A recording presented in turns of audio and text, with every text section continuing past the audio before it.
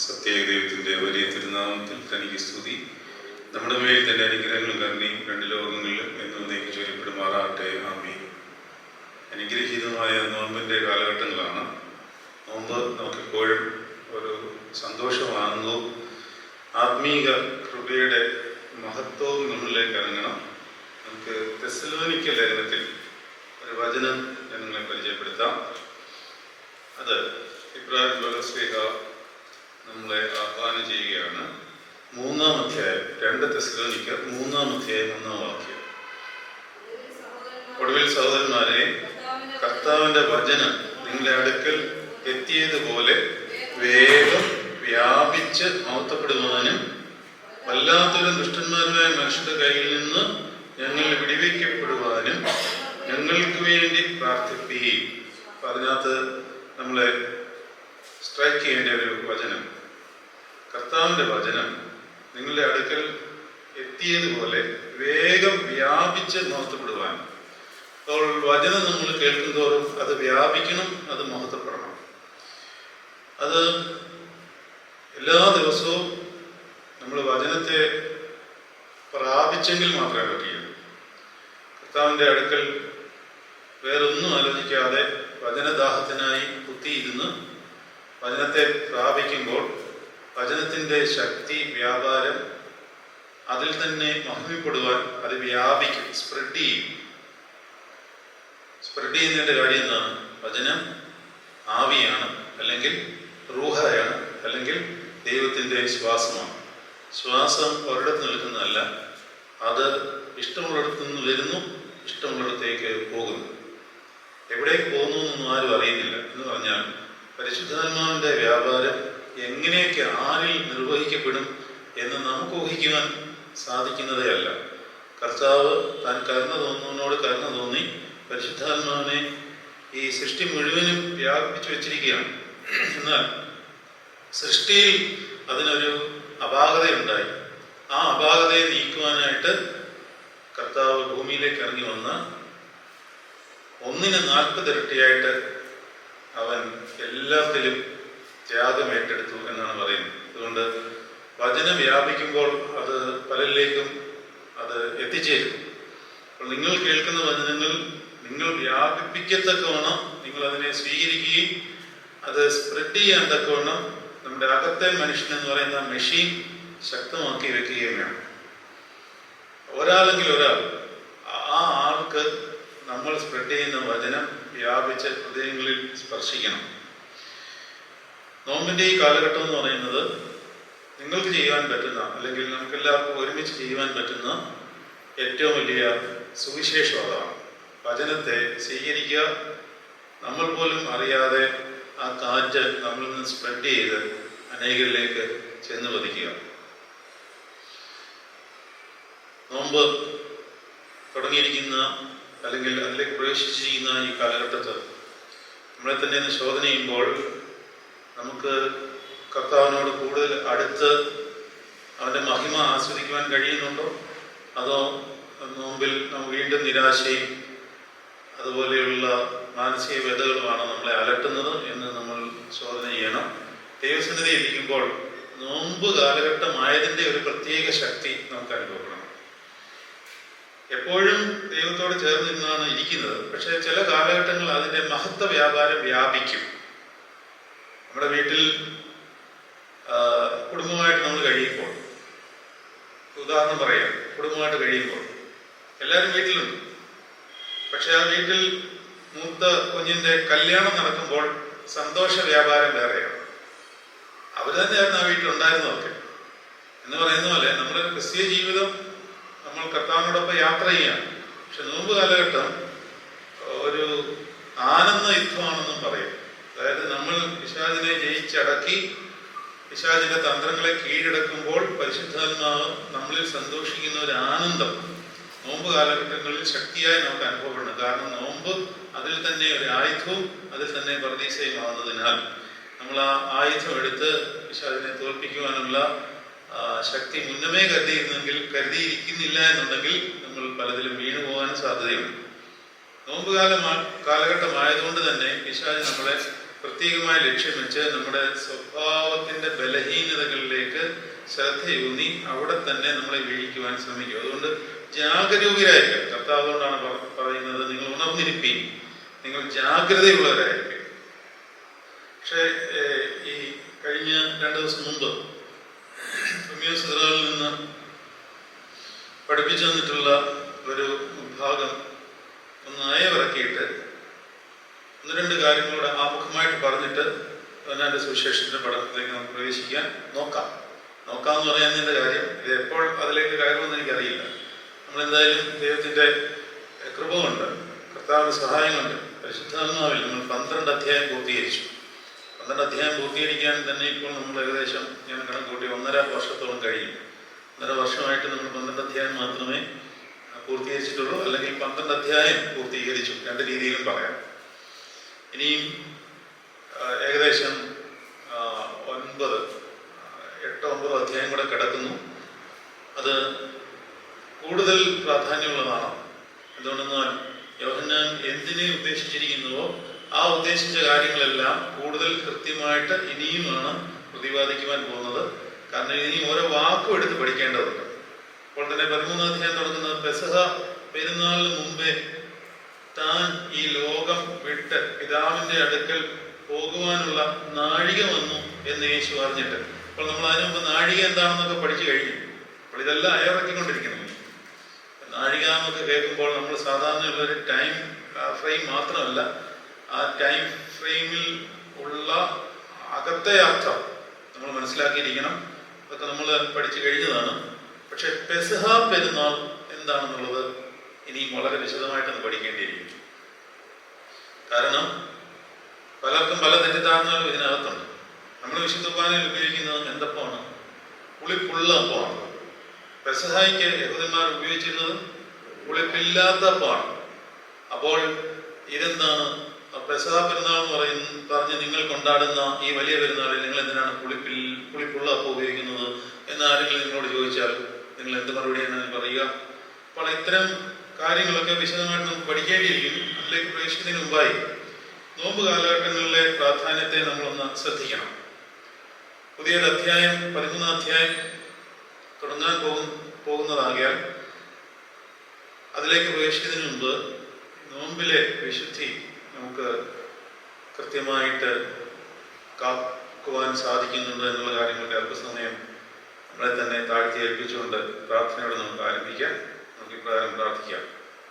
കർത്താവേ, ഞങ്ങൾ തിരുസന്നിധിയിൽ ആയിരിക്കുന്ന സമയങ്ങളെല്ലാം ഏറ്റവും ശ്രേഷ്ഠവും വിലപ്പെട്ടതുമായി എണ്ണുവാൻ ഞങ്ങളെ നീ നിർബന്ധിച്ചു കൊള്ളണമേ. കർത്താവെ, യഹോവയുടെ ആലയത്തിൽ ആയിരിക്കുന്നത് ഏറ്റവും ഉചിതമാണെന്നുള്ള ബോധ്യത്തോടുകൂടി ദാസന്റെ ഭവനത്തിൽ നീ ചെന്നപ്പോൾ അല്പം മതി, അല്ല ഒന്നേ വേണ്ടു എന്ന് മറിയയിൽ നീ കണ്ട ആ വലിയ മുത്തുമണിയെ പോലെ ഞങ്ങളുടെ ഹൃദയങ്ങൾ നീ സൂക്ഷിച്ചു നോക്കിയിട്ട് ഞങ്ങളുടെ ഉള്ളിൽ വചനത്തിനായിട്ട് ദാഹിക്കുന്ന ഒരു തിരിയെ കത്തിക്കണമേ. കരിന്തിരിയായ ഏതെങ്കിലും ഭാഗത്ത് അത് അവശേഷിച്ചിട്ടുണ്ടെങ്കിൽ പരിശുദ്ധാത്മാവെന്ന അഗ്നി അതിനെ കത്തിച്ച് അതിനെ ശ്രേഷ്ഠമുള്ളതാക്കി തീർക്കുകയും ഇതിന്റെ വചനത്തെ സ്വീകരിക്കുവാനും അതിനെ വ്യാപിപ്പിക്കുവാനും ഞങ്ങൾക്ക് കൃപ നൽകുകയും ചെയ്യണമേ എന്ന് പ്രാർത്ഥിക്കുന്നു. കർത്താവേ, വന്നിരിക്കുന്ന എല്ലാവരിലേക്കും വചനത്തെ ഗ്രഹിക്കുവാൻ തക്കവണ്ണം അവിടെ ഹൃദയങ്ങളെ തുറന്നു കൊടുക്കണമേ. കർത്താവെ, നീ തരുന്നതല്ലാതെ ഞങ്ങളുടെ കയ്യിൽ ഒന്നുമില്ല. വെളിയനായി എനിക്ക് പരിശുദ്ധാത്മാ പ്രബോധിപ്പിക്കുന്നതല്ലാതെ പറഞ്ഞു കൊടുക്കുവാനായിട്ട് ഒന്നുമില്ല. അതിനാൽ ഞങ്ങളെല്ലാവരെയും സന്തോഷിച്ച് ആനന്ദിപ്പിക്കുവാനായി എൻ്റെ പരിശുദ്ധാത്മാവ് വചനത്തിൽ കൂടി ഞങ്ങൾ കൂടെ സംസാരിച്ച് ഞങ്ങൾക്ക് വേണ്ടുന്ന നിർദ്ദേശങ്ങൾ തന്ന് ഈ നോമ്പിനെ അർത്ഥപൂർണ്ണമാക്കുവാൻ ഞങ്ങളെ സഹായിക്കണമേ. വന്നുപോയിട്ടുള്ള ബലഹീനതയിലെ കുറവുകളെല്ലാം ക്ഷമിച്ച് ഞങ്ങൾക്ക് നിന്റെ ആത്മീയ അഭിവൃദ്ധിയും സംതൃപ്തിയും പകർന്നു തന്ന് നിന്നിലേക്ക് ഞങ്ങളെ ചേർത്തണയ്ക്കുമാറാകണമേ. സദാസമയം നിന്റെ സാന്നിധ്യം ഞങ്ങളോടുകൂടെ ഇരിക്കുകയും തൽഫലമായി ഞങ്ങളിലേക്ക് നിന്റെ മഹത്വം ഇറങ്ങി വസിക്കുകയും ദേവാലയത്തിൽ മഹത്വം നിറഞ്ഞു നിൽക്കുന്ന പോലെ നിന്റെ ശരീരമാണ് ഞങ്ങൾ ദേവാലയത്തിൽ എപ്പോഴും നിന്റെ മഹത്വം നിറഞ്ഞു നിൽക്കുമാറാണ്. പിശാച് കെണിവെച്ചിരിക്കുന്ന എല്ലാ കുതന്ത്രങ്ങളിൽ നിന്നും ഞങ്ങൾ വഴുതിപ്പോകുവാൻ തക്കവണ്ണം നിന്റെ പരിശുദ്ധാത്മാവുന്ന എണ്ണ ഞങ്ങളെ തേച്ച് നിർത്തിക്കൊള്ളണമേ. കർത്താവേ, എൻ്റെ മാതാവും സകല പരിശുദ്ധന്മാരെ ശുശ്രൂഷകളും ഈ ശുശ്രൂഷയിൽ ഞങ്ങളോടൊപ്പം സംബന്ധിക്കുകയും ഞങ്ങളെ അനുഗ്രഹിക്കുകയും തിരുനാമത്വത്തിനായി ഞങ്ങളെ ഉപയോഗിക്കുകയും ചെയ്യണമേ. കർത്താവെ, നിന്റെ പ്രത്യാശയുള്ള മഹത്വത്തിനായിട്ട് ഞങ്ങൾ കാത്തിരിക്കുന്നു. നിന്റെ മഹത്വത്തിൻ്റെ വല്ലഭത്വത്തിനൊത്തോണം നിന്റെ ആത്മാവിനാൽ ഞങ്ങൾ അകത്തെ മനുഷ്യനെ സംബന്ധിച്ച് ശക്തിയോടെ ബലപ്പെടുവാൻ സഹായിക്കണമേ. അകത്തെ മനുഷ്യൻ നിന്റെ മഹത്വം വെളിപ്പെടണമേ, അത് തെളിഞ്ഞു കാണണമേ. അതിൻ്റെ സാന്നിധ്യവും അതിൻ്റെ ഭാരവും അതിൻ്റെ ശക്തിയും ഞങ്ങൾ അനുഭവിച്ചറിയുവാൻ തക്കവണ്ണം ഞങ്ങളെ നീ ബലപ്പെടുത്തി നിർത്തിക്കൊള്ളണമേ. പിതാവിൻ്റെയും പുത്രൻ്റെയും ജീവവിശുദ്ധിയുള്ള പരിശുദ്ധാത്മാവിൻ്റെയും തന്നെയുള്ള നാമത്തിൽ തന്നെ ആമേൻ. കർത്താവിൽ അനുഗ്രഹീതരെ, ഈ ഒരു പ്രാർത്ഥനയും കൂടെ നിങ്ങളുടെ ശ്രദ്ധയിലേക്ക് പെടുത്തുകയാണ്. ഇത് സദറ ചിന്തകളുമായിട്ട് ബന്ധപ്പെട്ട് ധ്യാനിച്ചിട്ടുള്ള കാര്യമാണ്. എന്നാലും കുറച്ചും കൂടെ ആഴത്തിലേക്ക് നമുക്കൊന്ന് അതിനെ ചിന്തിക്കുവാൻ വേണ്ടി കർത്താവിൻ്റെ ആത്മാവ് ബോധിപ്പിക്കുന്നു. അതായത് ഇപ്രകാരം ഒരു പ്രാർത്ഥന നിങ്ങളെ ശ്രദ്ധയിലേക്ക് പെടുത്തുകയാണ്. കർത്താവെ, മഹത്വത്തിൻ്റെ പൂർണ്ണതയെ മനുഷ്യരിൽ തൻ്റെ ദൈവിക രഹസ്യങ്ങളെ വെളിപ്പെടുത്തി അവരെ സന്തോഷിപ്പിക്കുകയും പരിജ്ഞാനത്തെ കവിയുന്ന നിന്റെ സ്നേഹപ്രവാഹത്തെ പാപികളായ ഞങ്ങളിലേക്ക് ഒഴുക്കിത്തരികയും ചെയ്യുന്ന സ്നേഹമാകുന്ന മിശിഹാതമ്പുരാനെ, നീ ചതുർഭുജങ്ങളാൽ സൃഷ്ടിയെ ഉളവാക്കി. ആകാശം, ഭൂമി, വെളിച്ചം, വെള്ളം എന്നിവയാൽ സൃഷ്ടി ഉളവാകുമ്പോൾ നിന്റെ ജീവൻ അതിലേക്ക് പ്രവഹിപ്പിക്കുകയും അതിനെ പൂർണ്ണതയിലേക്ക് തിരിച്ചു വരുത്തുകയും പൂർണ്ണതയിലേക്ക് തിരിക്കുവാനുമായി നീ അതേ ചതുർഭുജങ്ങളുടെ സാരാംശത്തെ മനുഷ്യ ശരീരത്തിലേക്ക് പ്രവേശിപ്പിച്ച് അതിനാൽ മണ്ണുകൊണ്ട് അവനെ നിർമ്മിച്ച് ജീവൻ നൽകി.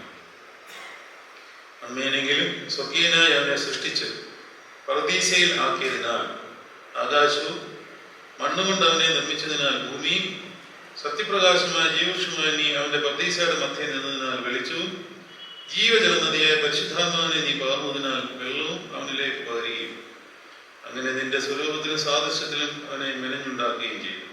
അപ്രകാരം സൃഷ്ടിയെയും മനുഷ്യനെയും നിന്നിൽ ഒന്നാക്കി.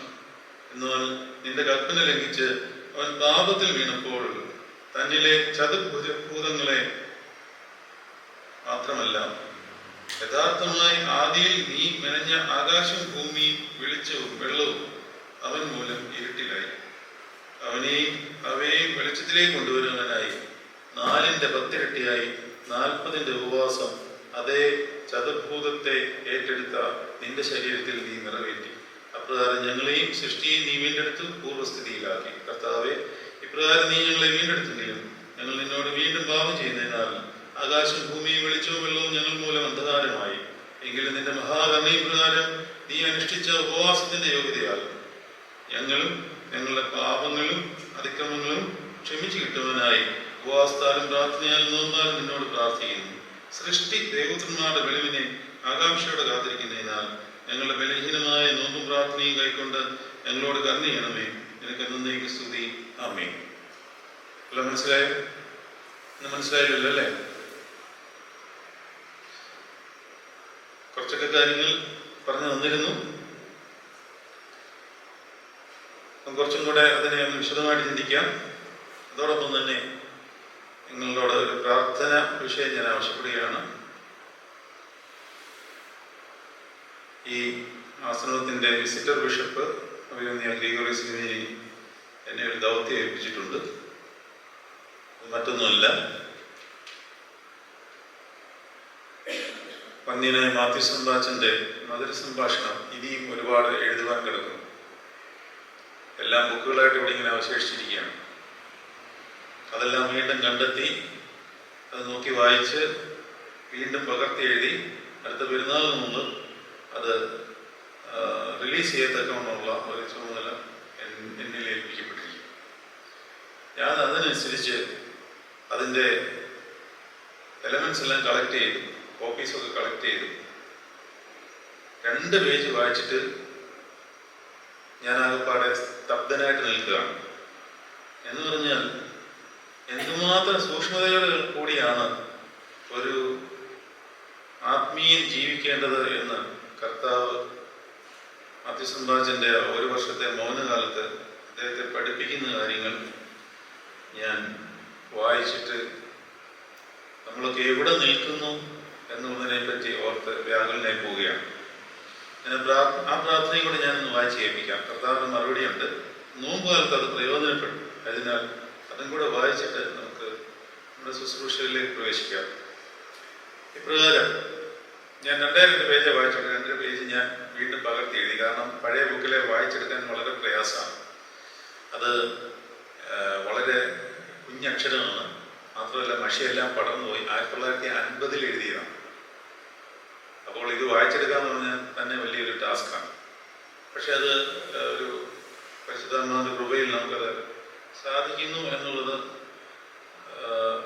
ഓർത്ത ദൈവത്തെ സ്തുതിക്കുകയാണ്. ഇപ്രകാരമാണ് 1950 8th മീനം 125 അല്ലെങ്കിൽ Tuesday 21st March 1950 morning 10 AM അദ്ദേഹം പ്രാർത്ഥിക്കുകയാണ്. നിങ്ങളാണ് ആദ്യമായിട്ട് ഇത് കേൾക്കാൻ പോകുന്നത് കേട്ടോ. കാരണം വേറെ ആരും കേട്ടിട്ടില്ല. കാരണം ഇതൊന്ന് വായിച്ച് കേൾക്കണമെന്ന് എനിക്ക് തോന്നി. ഈ 2 പേരെ ഞാൻ വായിക്കത്തുള്ളൂ. ഇനിയുള്ളതൊന്നും കേൾക്കുകയില്ല. അത് പുസ്തകം റിലീസ് ചെയ്യുമ്പോൾ കേട്ടാൽ മതി. എന്നാലും നിങ്ങൾ ശ്രദ്ധിക്കണം. ഒരു ആത്മീയം എന്തുമാത്രം ശ്രദ്ധിക്കണം. കുടുംബജീവിതത്തിലൊക്കെ എക്സെപ്ഷൻ ഉണ്ട്. ഇത് നിങ്ങൾക്ക് പാലിക്കാൻ പറ്റുന്ന ഒരു സംഗതിയാണെന്ന് തോന്നുന്നില്ല. എന്നാലും ഒന്ന് കേൾക്കുക. പിതാവിനും പുത്രനും പരിശുദ്ധ റൂഹായ്ക്ക് സ്തുതി ആദ്യം മുതൽ എന്നേക്കും തന്നെ ആമേൻ. കർത്താവേ, വിശുദ്ധ ദൈവമാതാവിനെയും സകല പരിശുദ്ധന്മാരെ ഓർത്ത് മഹാഭാവിയായ അടിയനോട് അവർ മുഖാന്തരം തിരുവചനം അരുളി ചെയ്യണം. ഇത്രയും പറഞ്ഞപ്പോഴേ മറുപടി കിട്ടി തുടങ്ങി. ഇപ്രകാരമാണ്: എന്റെ വാത്സല്യ മകനെ, നിനക്ക് ദിവ്യ സമാധാനം. നീ ഭയപ്പെടേണ്ട. സർവശക്തനായ ഞാൻ എപ്പോഴും നിന്നോട് കൂടെയുണ്ട്. ഇപ്പോൾ മുതൽ നിന്റെ ദിനചര്യങ്ങൾ ശരിക്ക് നടത്തുവാൻ ഒറ്റ ശ്രമിക്കുക. അവ ഞാൻ സാധ്യമാക്കി തീർക്കാം. എനിക്ക് വേണ്ടി മരിപ്പാൻ തക്കവണ്ണം ഒരുങ്ങുക. അതിനാൽ നീ ജീവിക്കും. ഏതെങ്കിലും കാര്യം പ്രയാസമെന്നോ അസാധ്യമെന്നോ മരണകരമെന്നോ തോന്നിയാൽ തത്സമയം നീ ഭീരുത്വം ഉപേക്ഷിച്ച് ധൈര്യത്തോടെ പോരിന് ഇറങ്ങുക. നീ ധൈര്യത്തോടെ പോരിനിറങ്ങുന്നത് കാണുമ്പോൾ ശത്രു വേഗത്തിൽ നിന്നിൽ നിന്ന് ഓടി ഒളിക്കും. ഇന്നു മുതൽ താഴെ പറയുന്ന കാര്യങ്ങൾ നീ ശ്രദ്ധാപൂർവം പ്രവർത്തിക്കണം. നീ ശ്രദ്ധിച്ചോണം കേട്ടോ. ദിവസത്തിൽ കുറഞ്ഞത് 4 പ്രാവശ്യമെങ്കിലും തിരുവചനം ധ്യാനപൂർവ്വം വായിക്കണം. ഇതുകൂടാതെ യാമപ്രാർത്ഥനകൾക്ക് മുമ്പായി നിത്യവും മസുമൂർ വായിക്കണം. പണ്ട് ഞാനിവിടെ ഈ ആശ്രമത്തിൽ റവാച്ചലോടൊക്കെ വന്ന് നിൽക്കുമ്പോൾ എല്ലാ യാമപ്രാർത്ഥനയ്ക്ക് മുമ്പായി 3 സങ്കീർത്തനം വായിക്കുമായിരുന്നു. ഇനി 119 സങ്കീർത്തനമാണെങ്കിൽ 119 മുഴുവൻ വായിച്ചിട്ട് 120, 121 വായിക്കും. അങ്ങനെ എല്ലാ യാമപ്രാർത്ഥനയും 3 മണി, 6 മണി, 9 മണിയിലുള്ള എല്ലാ പ്രാർത്ഥനയിലും ഞാനിങ്ങനെ വിചാരിച്ചിട്ടുണ്ട്, എന്തിനാണ് ഇങ്ങനെ ഇത്രയും നീട്ടിപ്പിടിച്ച് സങ്കീർത്തനം വായിക്കുന്നത്? That was an instruction from our lord. ഇതുകൂടാതെ യാമപ്രാർത്ഥനയ്ക്ക് മുമ്പായി നിത്യവും മസ്മൂർ വായിക്കണം. ഒരു കാര്യത്തിലും ക്ഷീണം പ്രയാസം എന്ന് നീ ഗണിക്കരുത്. എന്ന് പറഞ്ഞാൽ ക്ഷീണം വരുമെന്നർത്ഥം. അത് പരിഗണിക്കരുതെന്ന്. സന്ധ്യാനമസ്കാരം കഴിഞ്ഞാൽ പിന്നീട് ജാഗരണത്തിൽ നീ ഉത്സുകനായിരിക്കണം. രാത്രിയിൽ നീ ഇരിപ്പാനും കിടപ്പാനും ആഗ്രഹിക്കരുത്. പിന്നെന്താ ആഗ്രഹിക്കാനും? നമ്മളിത് രണ്ടുമെല്ലാം ആഗ്രഹിക്കുന്നുള്ളൂ. അതുകൊണ്ടാണ് ഞാൻ പറഞ്ഞത്, ഇത് തീവ്രമായ സന്യാസപദത്തിന്റെ ഒരു തലമാണ്. അത് നമ്മൾ ഫോളോ ചെയ്യേണ്ട കാര്യമല്ല. എന്നാലും ഒരു വ്യക്തി പിന്തുടർന്നിരുന്ന ആധ്യാത്മിക ജീവിതചര്യയെപ്പറ്റി അറിഞ്ഞിരിക്കുവാൻ വേണ്ടി പറയുകയാണ്. രാത്രിയിൽ നീ ഇരിപ്പാനും കിടപ്പാനും ആഗ്രഹിക്കരുത്. കഴിയുന്നതും ഒരിടത്ത് തന്നെ നിന്ന് എന്നെ സ്തുതിക്കുകയും എന്നോട് അപേക്ഷിക്കുകയും ചെയ്യണം. പ്രയാസം എന്ന് തോന്നുമ്പോൾ നടന്ന് പ്രാർത്ഥിക്കാം. അർദ്ധരാത്രിയുടെ പ്രാർത്ഥന കഴിക്കാതെ കിടക്കരുത്. കിടന്നാൽ 2 മണിക്കും 3 മണിക്കും മധ്യേ എഴുന്നേറ്റ് കുളിക്കണം. മടി വിചാരിക്കരുത്. പിന്നീടുള്ള സമയം മുഴുവൻ സ്തുതിയിൽ കഴിച്ചു കൂട്ടണം. പ്രഭാത നമസ്കാരം കഴിഞ്ഞാൽ മുറിയിൽ കയറി വേദവായന മുതലായ ദിനചര്യകൾ നടത്തണം. പിന്നീട് ഉച്ച നമസ്കാരത്തിന് പള്ളിയിൽ കയറിയാൽ മതി. എന്ന് പറഞ്ഞാൽ പുറത്തോട്ടിറങ്ങരുതെന്നോ. എന്ത് അത്യാവശ്യം വന്നാലും ഉച്ചനമസ്കാരം കഴിയാതെ വെളിയിൽ ഇറങ്ങരുത്. പ്രയാസം വരുമ്പോൾ മുട്ടിപ്പായി പ്രാർത്ഥിക്കുക. ഈ ആഴ്ച മുന്നരുളിയിട്ടുള്ളതുപോലെ ഒരു നേരത്തെ ഭക്ഷണം കഴിവതും അതിന്റെ അളവ് കുറയ്ക്കണം. വാത്സല്യ മകനെ, പകൽ മുഴുവൻ പ്രാർത്ഥനയും യാചനയും നടത്തണം. സന്ധ്യാ നമസ്കാരം മുതൽ അർദ്ധരാത്രി വരെ പ്രാർത്ഥന, സ്തുതി, മസ്മൂർ വായന മുതലായവ നടത്തണം. ഇവയിൽ തൽപരനായിരിക്കണം. വാത്സല്യമാനെ, ഇന്നു മുതൽ ലോക ബന്ധങ്ങൾ ഉപേക്ഷിക്കണം. അതുമൂലം വലിയ താമസം കൂടാതെ അനേകം ഇരട്ടി നിനക്ക് ലഭ്യമാകും. വാത്സല്യമാനെ, നിന്റെ ആവശ്യങ്ങൾ തുറന്നു പറയണം. നിന്റെ ശരീര സൗഖ്യം, ഭക്ഷണം, വസ്ത്രം, മറ്റുള്ളവരുടെ ആവശ്യങ്ങൾ, നിന്റെ ചുമതലയിൽപ്പെട്ടവരുടെ കാര്യങ്ങൾ ഇവ തുറന്ന് എന്നോട് പറയുക. വേറെ ഒരുത്തരോടും ഒന്നും പറയരുത്. അതിന് ബുദ്ധിമുട്ടുകയും വരരുത്. സർവ്വം ഞാൻ നിർവഹിക്കാം. ഞാൻ നിന്നെ അനുഗ്രഹിച്ചിരിക്കുന്നു. നീ ശുഭമായിരിക്കാം. ഒരു പ്രാർത്ഥനയുടെ നിങ്ങൾ കേൾക്കുന്നത് നല്ലതായിരിക്കും. ഇത് രണ്ടും മാത്രം നിങ്ങൾ കേട്ടിരിക്കുക. പിതാവിനും പുത്രനും പരിശുദ്ധാത്മാവിനും സ്തുതി ആദിമുതൽ എന്നേക്കും തന്നെ ആമേൻ. 14th മീനം 125 Monday 27th March 1950. കർത്താവെ, വിശുദ്ധ ദൈവമാതാവിനെ സകല പരിശുദ്ധന്മാരെ ഓർത്ത് മഹാഭാവിയ അടിയനോട് ഇപ്പോൾ തിരുവചനം അരുളണമേ. എന്റെ വാത്സല്യമാനെ, നിനക്ക് ദിവ്യ സമാധാനം. നീ ഭയപ്പെടേണ്ട. നീ ഇന്നു മുതൽ നിന്റെ ദിനചര്യകളിൽ നിഷ്ഠയുള്ളവനായിരുന്നാൽ വലിയ താമസം കൂടാതെ നിനക്ക് അതിശ്രേഷ്ഠ പദവിയിൽ എത്താം. നീ എന്നെ പരിപൂർണമായി അനുസരിച്ചാൽ ഈ ഭാഗ്യാവസ്ഥയെ വലിയ ക്ലേശമോ പ്രയാസമോ കൂടാതെ കരസ്ഥമാക്കാം. നിന്നെ എല്ലാ വിധത്തിലും ഉയർത്തുവാനും ശ്രേഷ്ഠമാക്കുവാനും സർവശക്തനായ ഞാൻ സദാ എന്നോടുകൂടെയുണ്ട്. അതിനായി ഇപ്പോൾ നീ ഉത്സാഹിക്കുക. ഇന്നു മുതൽ ഭക്ഷണ വിരക്തിയിൽ നീ തൽപരനാണ്. ഞാനിത് വായിച്ചു തരാൻ കാര്യം ഈ ഒറ്റ കാര്യം സ്പെസിഫൈ ചെയ്യാൻ വേണ്ടിയാണ്. ഭക്ഷണവും നോമ്പും തമ്മിൽ എന്തുമാത്രം, അല്ലെങ്കിൽ ഭക്ഷണവും ആത്മീയതയും തമ്മിൽ എന്തുമാത്രം അഭേദ്യമായ ബന്ധമുണ്ടെന്ന് നമ്മൾ തിരിച്ചറിഞ്ഞോളണം. കാരണം ഇന്നത്തെ കാലത്ത് ഏറ്റവും കൂടുതൽ യുവതലമുറയെ നമ്മളെല്ലാവരെയും കീഴടക്കിയിരിക്കുന്ന, നമ്മൾ പോലും അറിയാതെ ഇതൊരു തിന്മയല്ല എന്ന് വിചാരിക്കുന്ന ഭക്ഷണ ക്രമരീതിയാണ്. ഭക്ഷണം മൂലം പിശാച് നമ്മളെ കീഴ്പ്പെടുത്തുകയും അവന്റെ എൻട്രി ആദ്യം ജഡത്തോടുള്ള ഇഷ്ടം ഉണ്ടാക്കുന്ന ഭക്ഷണത്തിലാണ്. ആദ്യം ജനിച്ചു വീഴുന്ന ഒരു കുഞ്ഞിനെ കാർണൽ ഫീലിങ്സ് ഉണ്ടോ? കാർണൽ ഫീലിങ്സ് എന്ന് പറഞ്ഞാൽ മനസ്സിലായില്ലേ? വൈകാരിക ജഡീക മോഹങ്ങൾ ഉണ്ടോ എന്ന്? ഇല്ലല്ലോ. അതിനൊരു കൗമാരപ്രായമാകുമ്പോഴല്ലേ ഇതൊക്കെ വന്നു തുടങ്ങുന്നത്. ജനിച്ചു വീഴുമ്പോൾ അതിനൊന്നുമില്ല. പക്ഷെ ഉണ്ട്. ഏതിലൂടെയാണെന്ന് അറിയാം? ഭക്ഷണത്തിലൂടെ. അവൻ എന്തിനെങ്കിലും കരയുന്നുണ്ടെങ്കിൽ ഭക്ഷണത്തിനാണ്, വേറെ ഒന്നും അവന് വേണ്ട. അപ്പൊ അതുകൊണ്ട് തന്നെ ജനിച്ച് വീഴുന്ന സമയം തൊട്ട് പിശാച് എയിം വെച്ച് തുടങ്ങുന്ന ജഡീക മോഹത്തിന്റെ ആസക്തി തുടങ്ങുന്നത് ഭക്ഷണത്തിലാണ്.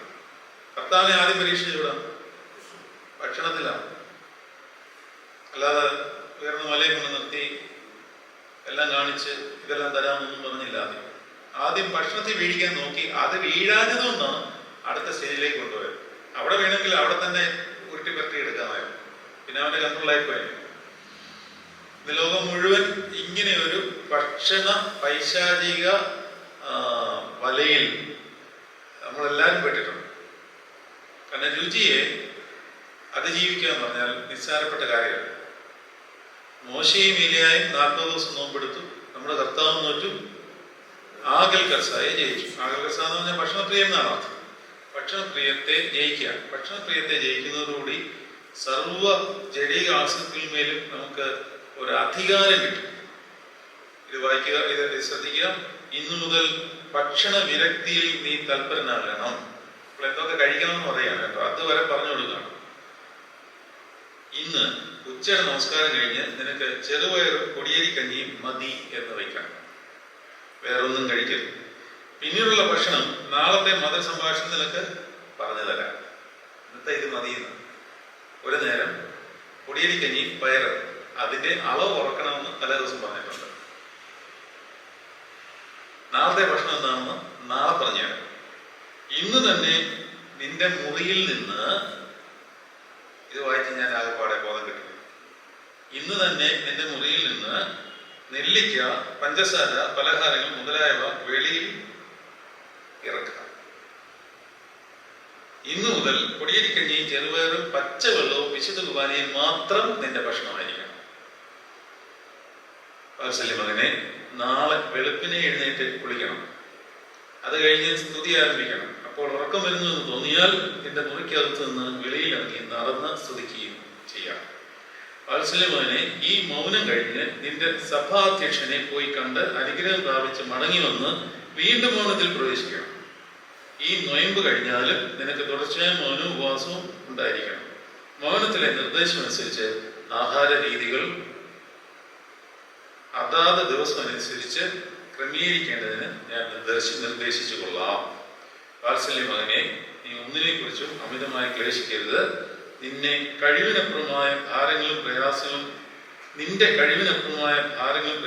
കുറച്ചു വയ്ക്കണം. ഇന്നു മുതൽ നീ ലോകത്തിലുള്ള ഒന്നിനെ കുറിച്ച് വിചാരപ്പെടാതെ പ്രാർത്ഥനയിൽ വിട്ടിരിക്കണം. മറ്റുള്ള കാര്യങ്ങൾക്ക് നീ മധുര സംഭാഷണം വഴി കാത്തിരിക്കുക. ഞാൻ നിന്നെ അനുഗ്രഹിച്ചിരിക്കുന്നു, നീ ശുഭമായിരിക്കുക. ഞാനിത് വായിച്ചു കേൾപ്പിക്കാൻ കാരണം, നമ്മളൊന്ന് നോയമ്പ് കാലഘട്ടത്തിലാണ്. ഈ വിശുദ്ധൻ അല്ലെങ്കിൽ ഇതുപോലെയുള്ള വിശുദ്ധന്മാർ കർത്താവിൻ്റെ ഇൻസ്ട്രക്ഷൻസ് അനുസരിച്ചാണ് പോകുന്നത് ഓരോ നിമിഷവും. അപ്പോൾ നമ്മൾ വിചാരിക്കുക നമുക്ക് അപ്രാപ്യമായ കാര്യമാണ്. നമുക്ക് അപ്രാപ്യമായ കാര്യമല്ല. കർത്താവിൻ്റെ സന്തോഷം, കർത്താവിന് മനുഷ്യരോടുകൂടി ഇടപെടുവാനും നമ്മളുടെ സന്തോഷത്തിൽ പങ്കുചേർന്ന് കർത്താവിൻ്റെ ഇഷ്ടത്തിനനുസരിച്ച് നമ്മളെ നടത്തി അവൻ്റെ ആനന്ദത്തിലേക്ക് നമ്മളെ പ്രവേശിപ്പിക്കാനുമാണ്. പക്ഷെ നമ്മുടെ പ്രശ്നം, നമ്മൾ ലോകമോഹങ്ങളിൽ കുടുങ്ങിപ്പോവുകയാണ് എന്നുള്ളതാണ്. കാരണം തുടക്കം മുതലേ നമ്മളുടെ യഥാർത്ഥ ആനന്ദത്തിൻ്റെ അവസ്ഥയെ പിശാച് കെണി വെച്ച് വീഴ്ത്തിക്കളഞ്ഞു. അതാണ് ഈ ചതുർഭൂതങ്ങളുടെ കാര്യം പറഞ്ഞിരിക്കുന്നത്. ഈ സദ്രായിൽ കണ്ട ഒരു വാക്കിലാണ് ഇതിനെപ്പറ്റി ഒന്ന് അറിയുവാനും പഠിക്കുവാനും ദൈവസന്നിധിയിൽ ആരാധന. അപ്പോൾ മനുഷ്യനെ ദൈവം സൃഷ്ടിച്ചിരിക്കുന്നത് 4 ചതുർഭൂതങ്ങൾ കൊണ്ടാണ്. ഹൈന്ദവ ശാസ്ത്രത്തിൽ പഞ്ചഭൂതങ്ങൾ എന്നാണ് പറയുന്നത്. പിതാക്കന്മാർ ഇവിടെ 4 ഭൂതങ്ങൾ എന്ന് പറയുന്നുണ്ട്. എലമെന്റ്സ് എന്നാണ് ഇതാണ്. ഭൂതം എന്ന് പറഞ്ഞാൽ ഈ പിശാചും സാത്താനൊന്നുമല്ല, ഇത് ഭൂതം എന്ന് പറഞ്ഞാൽ എലമെന്റ്സ്. പല വാക്കുകൾ ഇങ്ങനെ നല്ല നല്ല വാക്കുകൾ നെഗറ്റീവായിട്ട് ചിന്തിക്കുന്ന രീതിയിൽ മലയാള ഭാഷയിലുണ്ട്. മറ്റൊരു വാക്കാണ് അഹങ്കാരം. അഹങ്കാരം എന്ന് പറഞ്ഞാൽ നല്ലൊരു വാക്കാണ്.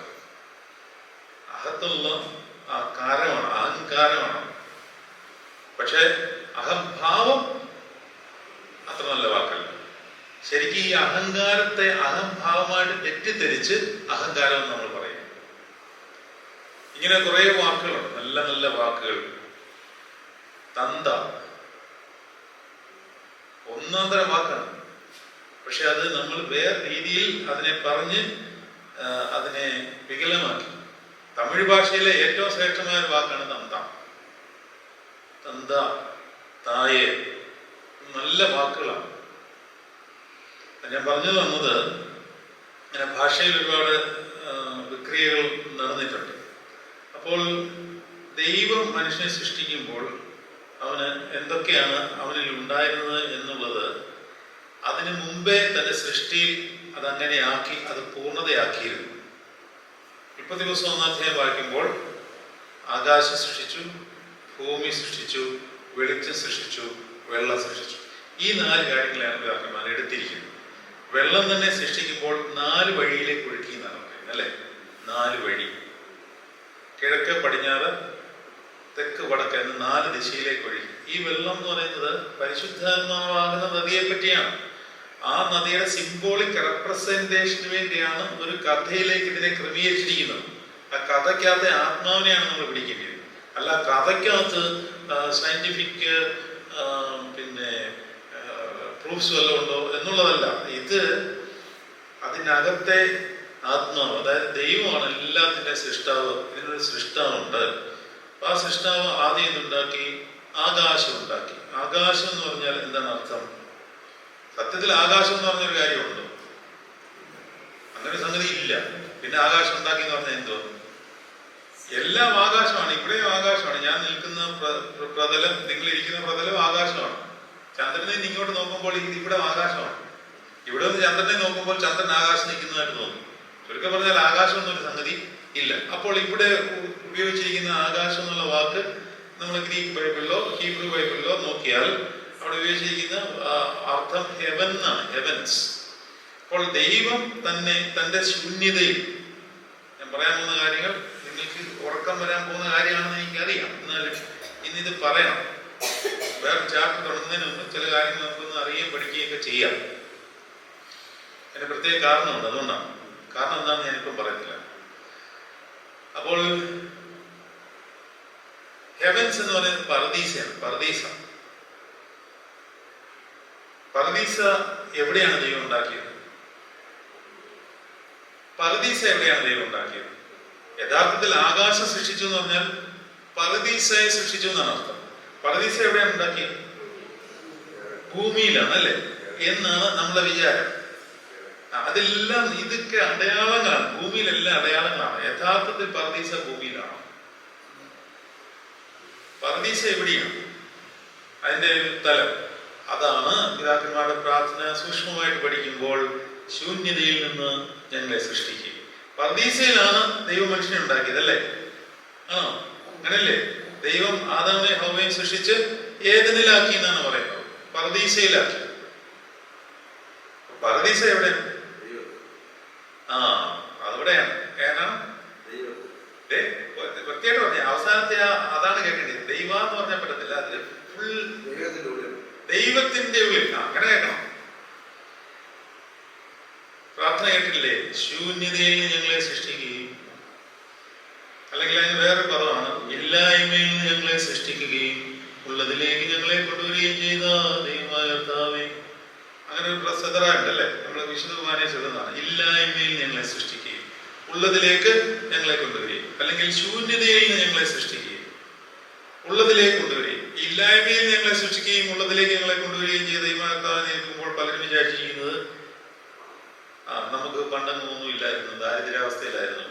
ഇപ്പോ ഞങ്ങൾക്ക് 2 നില വീടും 5 ഏക്കർ റബ്ബറും തോട്ടവും 2 ബെൻസുകാരും തന്നിട്ടുണ്ട്. അതുകൊണ്ട് ഇല്ലായ്മയിൽ ഞങ്ങളെ സൃഷ്ടിക്കുകയും ഉള്ളതിലേക്ക് കൊണ്ടുവരികയും ചെയ്ത ദൈവമാകർത്താവെ എന്ന് പറയുമ്പോൾ പലരും വിചാരിച്ചിരിക്കുന്നത് ദാരിദ്ര്യമയ അവസ്ഥയിലായിരുന്നു ഞങ്ങളെ ഇപ്പോൾ അനുഗ്രഹ സമൃദ്ധിയിലേക്ക് കൊണ്ടുവന്നിരിക്കുന്നു എന്നൊക്കെയാണ്. അതുമായിട്ടൊന്നും ഒരു ബന്ധവും ഇതിനില്ല, കുലബന്ധം പോലും ഇല്ല. നമ്മുടെ പ്രാർത്ഥനകളൊക്കെ വളരെ സ്പിരിച്വൽ ആംഗിളിൽ മാത്രമേ കാണാവൂ.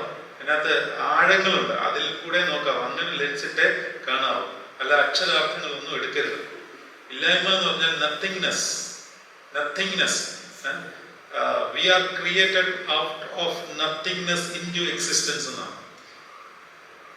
ഇന്നെന്താ ഇത്രയും തിയോളജി എനിക്ക് വരുന്നത് എനിക്ക് അറിയാൻ വയ്യ, അങ്ങനെ വരുക, അത് അറിയത്തില്ല, കുഴപ്പമില്ലല്ലോ അല്ലേ? അപ്പോൾ നത്തിങ്നെസ് എന്ന് പറഞ്ഞാൽ എവിടെയായിരുന്നു? അതാണ് പർദീസ.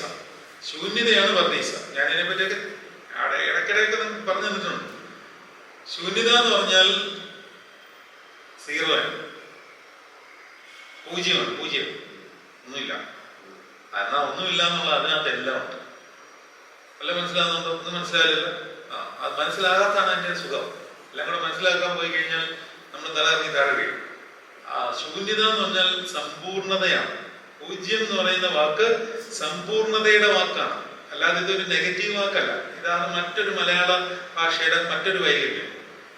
അവിടെ എത്ര മാർക്ക് കിട്ടി? 0. മാർക്ക് കിട്ടിയത് 0 നല്ല കാര്യമല്ല, പക്ഷെ 0 എന്നുള്ള സംഖ്യ പൂർണ്ണതയാണ്. അതുകൊണ്ടാണ് സംപൂജ്യൻ എന്ന് പറയുന്നത്. സംപൂജ്യൻ, ഒന്നാമൻ എന്നല്ല പറയുന്നത്. ഒന്നിനകത്ത് ന്യൂനതകളുണ്ട്, 2ലും കുറവുകളുണ്ട്. കാരണം 2ൽ നിന്ന് കുറയ്ക്കാം, 2നോട് കൂട്ടാം.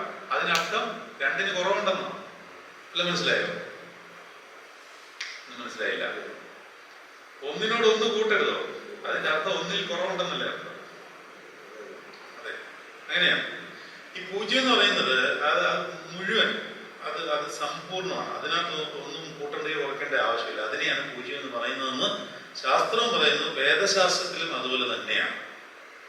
അപ്പോൾ ഈ സമ്പൂജ്യനായ ദൈവം എന്നൊക്കെ വിളിക്കുന്നത് പൂർണ്ണതയാണ്. പൂർണ്ണമത, പൂർണ്ണമിത്, പൂർണ്ണസ, പൂർണ്ണ ആദായ, പൂർണ്ണ ഒരു ശ്ലോകം ഉണ്ടല്ലോ അല്ലേ? അപ്പോൾ ഈ പൂർണ്ണതയാണ് നത്തിങ്നെസ് എന്ന് പറയുന്നത്, പർദീസ. ഒരു സംഗതി പൂർണ്ണതയായി സൃഷ്ടിച്ചത് ദൈവത്തിനുള്ളിലായതിനാൽ തന്നെ അത് പൂർണ്ണതയാണ്. ദൈവത്തിനുള്ളിൽ തന്നെയാണെന്ന് പറയാൻ കാര്യം എന്താണ്? ദൈവം ഒംനി പ്രസന്റ് ആണ്. ദൈവമില്ലാത്ത ഒരു ഇടമില്ല. സ്വർഗത്തിൽ ചെന്നാൽ അവിടെ നീയുണ്ട്, പാതാളത്തിൽ ചെന്നാൽ അവിടെ നിന്റെ കൈ തന്നെ നടക്കും. അവിടെ എല്ലായിടവും ദൈവമാണ്. അപ്പോൾ സൃഷ്ടി നടക്കുന്നത് ദൈവത്തിന് പുറത്തല്ല, അകത്താണ്. അതേസമയം നമ്മളൊരു സൃഷ്ടി ഉണ്ടാക്കി, ഇപ്പൊ ഞാൻ ഇത് എഴുതുന്നു, അല്ലെങ്കിൽ ഈ മൊബൈൽ ഞാനാണ് ഉണ്ടാക്കിയെന്ന് വിചാരിക്കാം. ഇതെനിക്ക് പുറത്താണ്, എൻ്റെ ശരീരത്തിന് പുറത്താണ്. ഇതെനിക്ക് എന്നിൽ നിന്ന് ഡിറ്റാച്ച് ചെയ്യാം. നിങ്ങൾക്കിത് വാങ്ങിച്ചുകൊണ്ട് പോകാം, പിന്നെ എനിക്ക് മൊബൈലുമായിട്ട് ബന്ധമൊന്നുമില്ല. എന്നാൽ ദൈവത്തിന്റെ സൃഷ്ടി അങ്ങനെയല്ല. ദൈവത്തിൽ ആണ് ഇത് നടന്നിരിക്കുന്നതുകൊണ്ട് ദൈവത്തിൽ നിന്ന് ഡിറ്റാച്ച്മെന്റ് പറ്റില്ല. പക്ഷെ അതിനെ വികലമാക്കാം. പർദീസ എന്ന് പറയുന്ന ആകാശം എന്ന് പറയുന്ന വാക്ക് ഉപയോഗിച്ച് പർദീസ, ആ പൂർണ്ണത ആദ്യം ഉണ്ടാക്കി. പിന്നെന്താണ് ഉണ്ടാക്കിയത്? ആകാശവും ഭൂമിയും സൃഷ്ടിച്ചു. അപ്പൊ ഭൂമി എന്ന് പറയുന്നത് മണ്ണുകൊണ്ടാണ്, മണ്ണാണ്. പക്ഷെ ദൈവം സൃഷ്ടിക്കുമ്പോൾ, ദൈവത്തിലായിരിക്കുമ്പോൾ അതിലൊരു പൂർണ്ണതയുണ്ട്. ഈ 4 ഭൂതങ്ങളും പൂർണ്ണതയിലാണ്. വെള്ളവും വെളിച്ചവും. വെള്ളം പരിശുദ്ധാത്മാവാണെങ്കിൽ വെളിച്ചം ആരാകുന്നു? ഞാൻ ലോകത്തിന്റെ വെളിച്ചമാണ്. അപ്പോൾ പർദീസ, പരിശുദ്ധാത്മാവ്, കർത്താവ്, ഭൂമി, ഈ മണ്ണിലേക്ക് ഈ പൂർണ്ണത കൊടുക്കുകയാണ്. എന്നിട്ട് ഈ മണ്ണുകൊണ്ടാണ് മനുഷ്യനെ സൃഷ്ടിച്ചത്. ആ മനുഷ്യനെ സൃഷ്ടിക്കുമ്പോൾ അവൻ ദൈവത്തെ പോലെ തന്നെ, ദൈവം അവനോട് കൂടെ നടക്കുവാൻ കാര്യം അവനിൽ പാപമില്ലായിരുന്നു, അവൻ പൂർണ്ണനായിരുന്നു. പിന്നെ വേറെ കാര്യം കൂടെ നിങ്ങളോട് പറയാം. ആദാമിനെ സൃഷ്ടിക്കുമ്പോൾ നിങ്ങൾ ഉൽപ്പത്തി പുസ്തകം വായിക്കുമ്പോഴേ ആദാമിന്റെ വയസ്സ് എത്രയാണ്? അല്ലെങ്കിൽ ഏറ്റവും പ്രായം കൂടിയ മനുഷ്യൻ എത്ര? ആരാണ്? മെഥൂശലഹ് അല്ലേ? 969 വയസ്സുണ്ട്. ആദമിന് എത്ര ഉണ്ടായിരുന്നു? 930 എന്നാണ്. നമ്മളിത് കേൾക്കുമ്പോൾ ഇപ്പോൾ ചിരി വരും അല്ലേ? ഇതാണ് 930 വയസ്സ്. എങ്ങനെ ജീവിക്കാനാ? എങ്ങനെ ജീവിക്കുന്നത്? ഇത്രയും കാലം യൗവനം നമുക്ക് നിലനിർത്തി ജീവിക്കാൻ പറ്റുമോ? എൻ്റെ പോലെ ഒരു 100 വയസ്സാകുമ്പോൾ വാർദ്ധക്യം ആവുകയില്ലേ? പിന്നെ ഈ ശരീരം കൊണ്ട് എന്ത് പ്രയോജനം? അത് അങ്ങനെയല്ല എന്നെ ചിന്തിക്കേണ്ടത്. പിന്നെ എന്താണെന്ന് ചോദിച്ചാൽ, ദൈവം പൂർണ്ണതയിലാണല്ലോ എല്ലാം സൃഷ്ടിച്ചത്. അങ്ങനെയാണെങ്കിൽ ദൈവം ആദാമിനെ സൃഷ്ടിക്കുമ്പോൾ എന്ത് ഉദ്ദേശിച്ചല്ല സൃഷ്ടിച്ചതെന്ന് പറയാം. എന്താണ്? മരണം ഉദ്ദേശിച്ചല്ല സൃഷ്ടിച്ചത്. ഇവൻ മരിക്കും എന്നുള്ള ഒരു കാര്യത്തിന് വേണ്ടിയല്ല സൃഷ്ടിച്ചത്. പക്ഷെ അവന് വാണിംഗ് കൊടുത്തിരുന്നു, ചില നിബന്ധനകളുണ്ട്, ആ നിബന്ധനകൾ ലംഘിച്ചാൽ നീ മരിക്കും. പക്ഷെ ആ മരണവും ആത്മീയ മരണമായിരുന്നു. അപ്പോൾ ഈ 4 ഭൂതങ്ങളും ഒത്തുചേർന്നുള്ള ഒരു സമ്മിശ്ര ചതുർഭൂതമായിട്ടാണ് മനുഷ്യനെ സൃഷ്ടിച്ചിരിക്കുന്നത്. ഈ എലമെന്റ് ചേർത്താണ്. അപ്പൊ നമ്മുടെ ഉള്ളിൽ ഭൂമിയുടെ പ്രതീകമായ ഈ മനുഷ്യ ശരീരമുണ്ട്. നമ്മുടെ ഉള്ളിൽ അകത്തെ മനുഷ്യൻ പർദീസയുടെ സിംബോളിക് ആയിട്ട് അവിടെ ഇരിപ്പുണ്ട്. സിംബോളിക് അല്ല, പർദീസയായിട്ട് അകത്തെ മനുഷ്യൻ ഇരിപ്പുണ്ട്. ആ അകത്തെ മനുഷ്യന്റെ മധ്യഭാഗത്ത് വെളിച്ചമായ കർത്താവായ യേശുക്രിസ്തു ഏദൻ തോട്ടത്തിന്റെ മധ്യേ ജീവവൃക്ഷമായി നിൽക്കുന്ന പോലെ നിൽപ്പുണ്ട്. ആ ജീവവൃക്ഷത്തിന്റെ വിലാവിൽ നിന്നും 4 ദിശയിലേക്ക് വെള്ളം ഒഴുകുന്നു. ഇത് പരിശുദ്ധാത്മാവിന്റെ നദിയാണ്. ഇത് കർത്താവിന്റെ വിലാവിൽ തന്നെയാണ് ഉത്ഭവിക്കുന്നത്. അത് നമ്മളിൽ കൂടി സൃഷ്ടിയിലേക്ക് വ്യാപിക്കപ്പെടേണ്ടതുമാണ്. ഇതാണ് മനുഷ്യന്റെ ഒരു ശരീരഘടന. ഇതിനെയാണ് ചതുർഭൂതങ്ങൾ എന്ന് പിതാക്കന്മാർ വിശേഷിപ്പിക്കുന്നത്. അപ്പോൾ ഈ വാക്ക് കേൾക്കുമ്പോൾ തലയിറങ്ങി വീഴരുത്. ആ വാക്ക് നമുക്ക് ഒരു ആധ്യാത്മിക അനുഭൂതി തന്നെ തരണം. മണ്ണുകൊണ്ട്, അതുകൊണ്ടാണ് ഇപ്രകാരം എഴുതിയിരിക്കുന്നത്, മൺമേനെങ്കിലും സ്വർഗീയനായ അവനെ സൃഷ്ടിച്ച് പർദീസയിൽ ആക്കിയതിനാൽ ആകാശവും, മണ്ണുകൊണ്ട് അവനെ നിർമ്മിച്ചതിനാൽ ഭൂമിയും, സത്യപ്രകാശമായ ജീവവൃക്ഷമായ നീ അവന്റെ പർദീസയുടെ മധ്യം നിന്നതിനാൽ വെളിച്ചവും, ജീവജലനദിയായ പരിശുദ്ധാത്മാവിനെ നീ പകർന്നതിനാൽ വെള്ളവും അവനിലേക്ക് പകരുകയും, അങ്ങനെ നിന്റെ സ്വരൂപത്തിലും സാദൃശ്യത്തിലും നീ മനുഷ്യനെ സൃഷ്ടിക്കുകയും ചെയ്യും. ഉൽപ്പത്തി പുസ്തകത്തിൽ അങ്ങനെ ഒരു വചനമുണ്ട്, നമ്മളെ സൃഷ്ടിച്ചത് അവന്റെ സ്വരൂപത്തിലും സാദൃശ്യത്തിലുമാകുന്നു എന്നൊരു വചനമുണ്ട്. അങ്ങനെയാകുമ്പോൾ ആ സ്വരൂപവും സാദൃശ്യവും ഇപ്രകാരമാണ് എന്നുള്ള കാര്യം നിങ്ങൾ മനസ്സിലാക്കുക. പക്ഷേ ഈ അവസ്ഥ ഈ പർദീസയിലേക്ക് പിശാച് കയറിയപ്പോൾ നശിച്ചുപോയി. അപ്പോൾ പിതാക്കന്മാരുടെ ഒരു ഭാഷയിൽ പറഞ്ഞാൽ ആകൃതിയായിരുന്ന സാധനം വികൃതിയായി പോയി. അതിനെ ആകൃതിയിലേക്ക് കൊണ്ടുവരുന്നവനാണ് കർത്താവ് ഒന്നിന് എത്ര ഇരട്ടിയാണ്? 10 ഇരട്ടിയായിട്ട് ഓരോന്നിലും തന്റെ ദൗത്യം പൂർത്തിയാക്കി. അതാണ് ഇപ്രകാരം ഇവിടെ എഴുതിയിരിക്കുന്നത്. അത് പിതാക്കന്മാരുടെ പ്രാർത്ഥനയാണ്. അവനെയും അവയെയും വെളിച്ചത്തിലേക്ക് കൊണ്ടുവരുവാനായി. ഏതാണ് അവനെയും അവരെയും എന്ന് പറഞ്ഞത്? അതായത് മനുഷ്യൻ പാപം ചെയ്തപ്പോൾ മനുഷ്യൻ തന്നെ അവനിലുള്ള ചതുർഭൂതവും അതിന്റെ ആകൃതി പോയി. അതുപോലെ തന്നെ പ്രകൃതിയിലുള്ള ചതുർഭൂതത്തിന്റെ ആകൃതിയും പോയി. അതുകൊണ്ടാണ് റോമർക്കെഴുതിയ ലേഖനത്തിൽ നമ്മൾ പഠിച്ചത്, സൃഷ്ടി ദാസ്യത്തിന്റെ ആത്മാവിൽ നിന്നും ദ്രവത്വത്തിൽ നിന്നും വിടുതൽ പ്രാപിച്ച് ആകാംക്ഷയോടെ അതിനായി കാത്തിരിക്കുന്നു എന്നാണ്, അല്ലെ? അങ്ങനെ ഒരു വചനം പഠിച്ചില്ല നമ്മൾ. സൃഷ്ടി ദൈവപുത്രന്മാരുടെ വെളിവിനായി ദാസ്യത്തിൽ നിന്ന് വിടുതൽ പ്രാപിച്ച് ദ്രവത്വത്തിൽ നിന്നൊക്കെ മാറി ദൈവപുത്രന്മാരുടെ വെളിപാടിനായി ആകാംക്ഷയോടെ കാത്തിരിക്കുന്നു. ആരാണ് ദൈവപുത്രന്മാർ? ദൈവത്തിന്റെ മക്കൾ ആരാണ്? നമ്മൾ. അപ്പോൾ നമ്മൾ നമ്മളുടെ ആകൃതിയെ ക്രമീകൃതമാക്കി സൃഷ്ടിയെയും കൂടെ ക്രമീകൃതമാക്കിയെങ്കിൽ മാത്രമേ പൂർണ്ണമാകുകയുള്ളൂ. അതിന് ഏറ്റവും കൂടുതൽ നമ്മളെ സഹായിക്കുന്നതാണ് നോമ്പ്. നോമ്പിലാണ് ഈ ഒരു ബാലൻസിങ് ഏറ്റവും കൂടുതൽ ക്രമീകരിക്കപ്പെടുന്നത്. അതുകൊണ്ട് സഭ മുഴുവനും നോമ്പ് നോക്കുകയാണ്. അതിലൊരു വലിയ ബാലൻസിങ് ഉണ്ടാവും, യാതൊരു സംശയം, ഒരു സംശയമില്ലാത്ത കാര്യമാണ്. അപ്പോൾ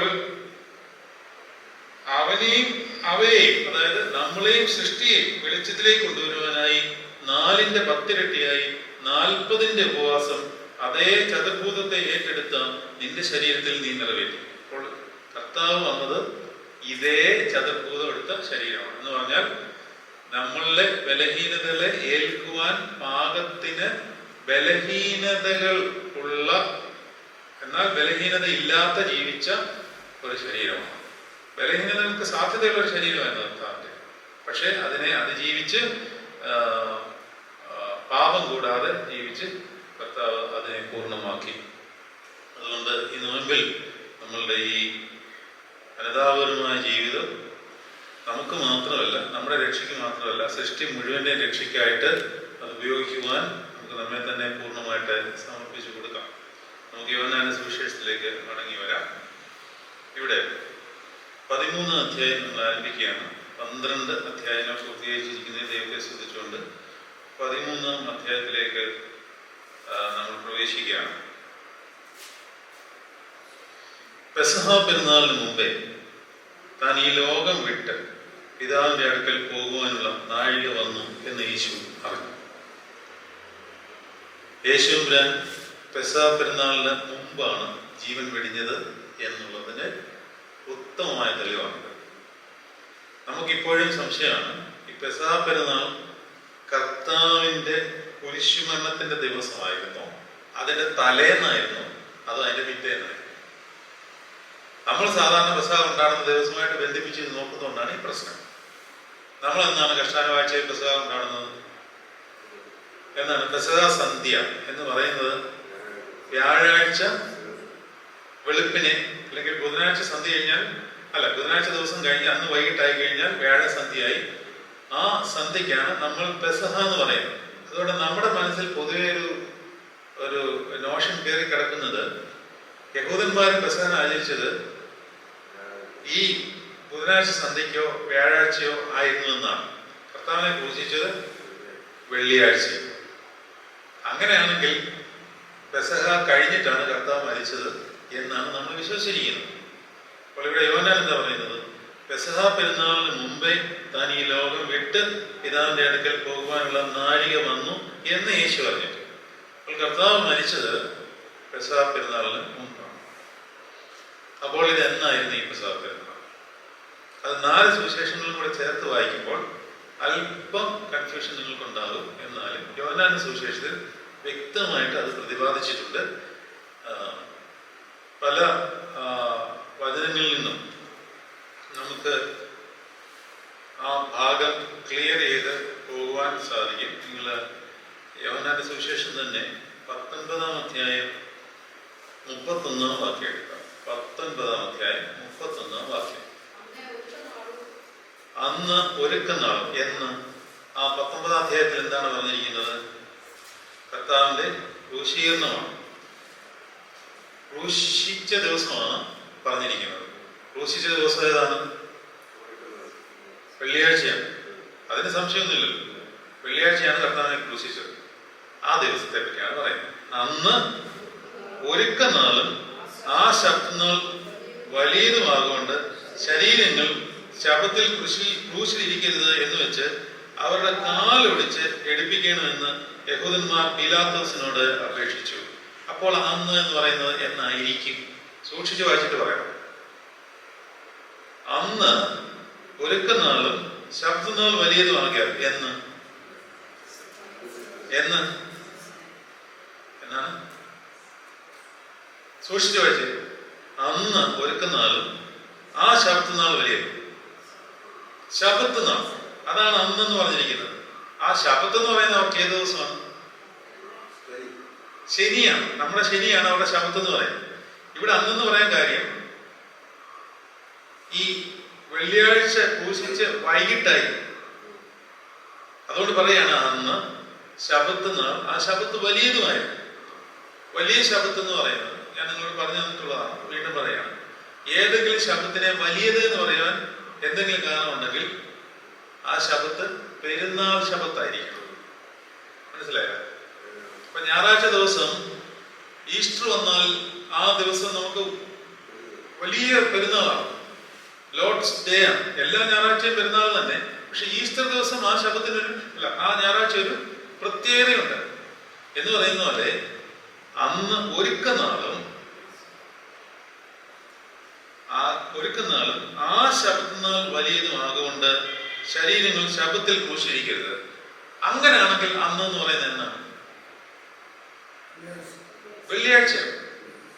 അപ്പോ വെള്ളിയാഴ്ച ദിവസം ഒരുക്കനാളും ആ ശബത്തുനാൾ, അതായത് അതിന്റെ പിറ്റേന്ന് വരുന്ന ശബത്തുനാൾ വലിയതുമാകൊണ്ട് ശരീരങ്ങൾ ശബത്തിൽ ക്രൂശിന്മേൽ ഇരിക്കരുത്. കാരണം സന്ധ്യ ആയി കഴിഞ്ഞാൽ ശബത്തുനാളായി. അവരുടെ നിയമം അനുസരിച്ച് ശരീരങ്ങൾ ക്രൂശിന്മേൽ ഇരിക്കുവാൻ പാടില്ല. അങ്ങനെയാണെങ്കിൽ പെസഹ എന്നായിരുന്നു?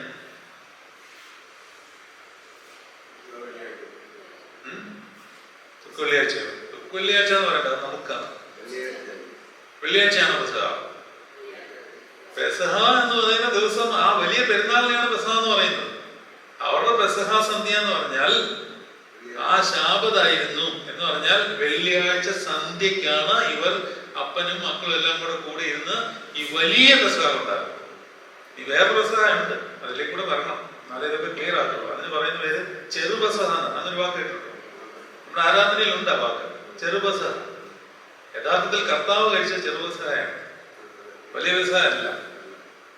അത് വേറൊരു മീലാണ്. അതവിടെ നിൽക്കട്ടെ.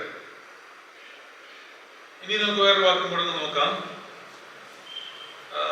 18-ാം അധ്യായം 28-ാം വാക്യം എടുത്ത്. 18-ാം അധ്യായം 28-ാം വാക്യം.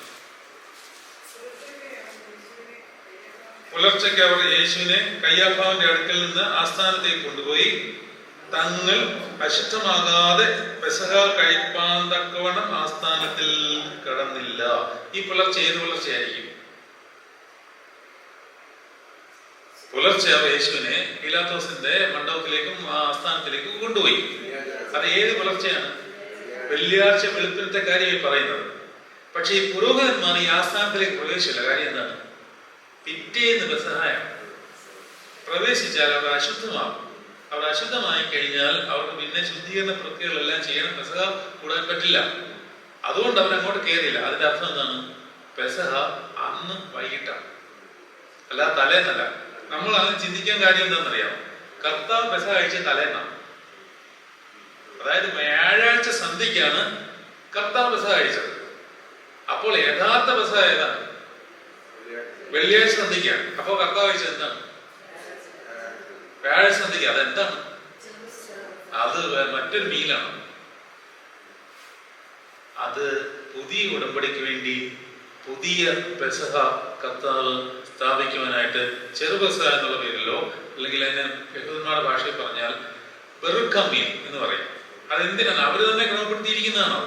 അതെന്തിനാണെന്ന് ചോദിച്ചാൽ, എന്തിനാണ് ഈ ചെറു പെസഹ വെച്ചിരിക്കുന്നതെന്ന് ചോദിച്ചാൽ, ഈ ദൂരദേശത്തു നിന്നൊക്കെ ഒരുപാട് ആൾക്കാർ വരും. എന്ന് വിചാരിക്കുന്നവരല്ല, ലക്ഷങ്ങളാണ് യെരുശലേമിൽ വന്ന് കുഞ്ഞു മറിയുന്നത്. റോഡുകളിലും വഴിയോരങ്ങളിലുമൊക്കെ ആളുകൾ നിരന്ന് കിടക്കും. യെരുശലേം ദേവാലയത്തിൽ യാഗം അർപ്പിക്കാനായിട്ടാണ്, മറ്റൊന്നിനാണ്. ഒന്നാമതെ ആ ദേവാലയത്തിന്റെ പരിസരം മുഴുവൻ ചോരമയമായിരിക്കും. അതുകൊണ്ട് അവിടെ നിന്നും കിടക്കാനൊന്നും പറ്റത്തില്ല. യെരുശലേമിന്റെ വീതികളിലൊക്കെ ജനങ്ങൾ ഇങ്ങനെ വഴിയോരങ്ങളിൽ കിടക്കും. അപ്പോൾ അവർക്ക് ഈ പെസഹ ഉണ്ടാവണം. എല്ലാവർക്കും ഒന്നും ഈ ആടിനെ കൊണ്ടുവരാൻ പറ്റില്ല. നീ കൊണ്ടുവന്നാൽ തന്നെ ഇത്രയും ലക്ഷം ആടുകളെയും കൂടെ ബലിയർപ്പിക്കുവാൻ പറ്റില്ല. ഏകദേശം 2-3 ലക്ഷം ആടുകളെയൊക്കെ ബലി കഴിക്കുവാൻ എന്നാണ് കേട്ടിട്ടുള്ളൂ. ഒരുപാട് ആൾക്കാർ വരും. അപ്പോൾ എന്ത് ചെയ്യും? തൽക്കാല അറേഞ്ച്മെന്റ് കൊടുക്കും. നമുക്ക് വലിയ ലോട്ടുകളൊന്നും ഇല്ലെങ്കിലും ചെറിയ ചെറിയ സെറ്റപ്പ് ഉണ്ടാക്കി കൊടുക്കുന്നത് പോലെ പെസഹായ്ക്കും അങ്ങനെ ഒരു സെറ്റപ്പ് യഹൂദന്മാർ ഉണ്ടാക്കിയിരുന്നു. നിങ്ങൾ ഇത് കഴിച്ചാലും മതി. അതായത് ദൂരദേശത്തേക്ക് വരുന്നവരും പാവപ്പെട്ടവരും ഇനി ആടുകളെയും കോലാടിനെയും കൊണ്ടുവരുവാൻ സാധിക്കാത്തവർ എന്ത് ചെയ്യണം? നിങ്ങളൊരു കാര്യം ചെയ്താൽ മതി. നിങ്ങൾ ഈ വലിയ പെസഹായിൽ നിൽക്കണമെന്നില്ല, എന്നാൽ വലിയ പെസഹായിൽ പങ്കെടുത്തതുപോലെയുള്ള അനുഗ്രഹം യഹോവയായ ദൈവം തന്നുകൊള്ളും. നിങ്ങൾ ഈ ചെറു പെസഹ കൊണ്ടാടിയാൽ മതി. അതിന്റെ വിഭവങ്ങൾ കുറവാണ്. അതിന് ആടിനെ അർത്ഥമൊന്നും അതിനകത്തില്ല, ചെറിയ വിഭവങ്ങളാണ്. ആ പെസഹായാണ് കർത്താവ് കഴിച്ചതെന്നല്ല പറയുന്നത്. കർത്താവിന്റെ മെനു ടോട്ടലി ഡിഫറെന്റ് ആയി.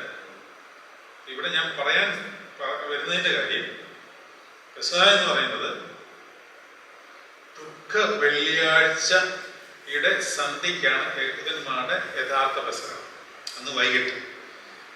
അങ്ങനെയാണെങ്കിൽ ദുഃഖ വെള്ളിയാഴ്ചയെ പറയുന്ന പേരാണ് ഒരുക്കനാൾ. ഒരുക്കനാൾ അതാണ് ഇവിടെ പറഞ്ഞിരിക്കുന്നത്.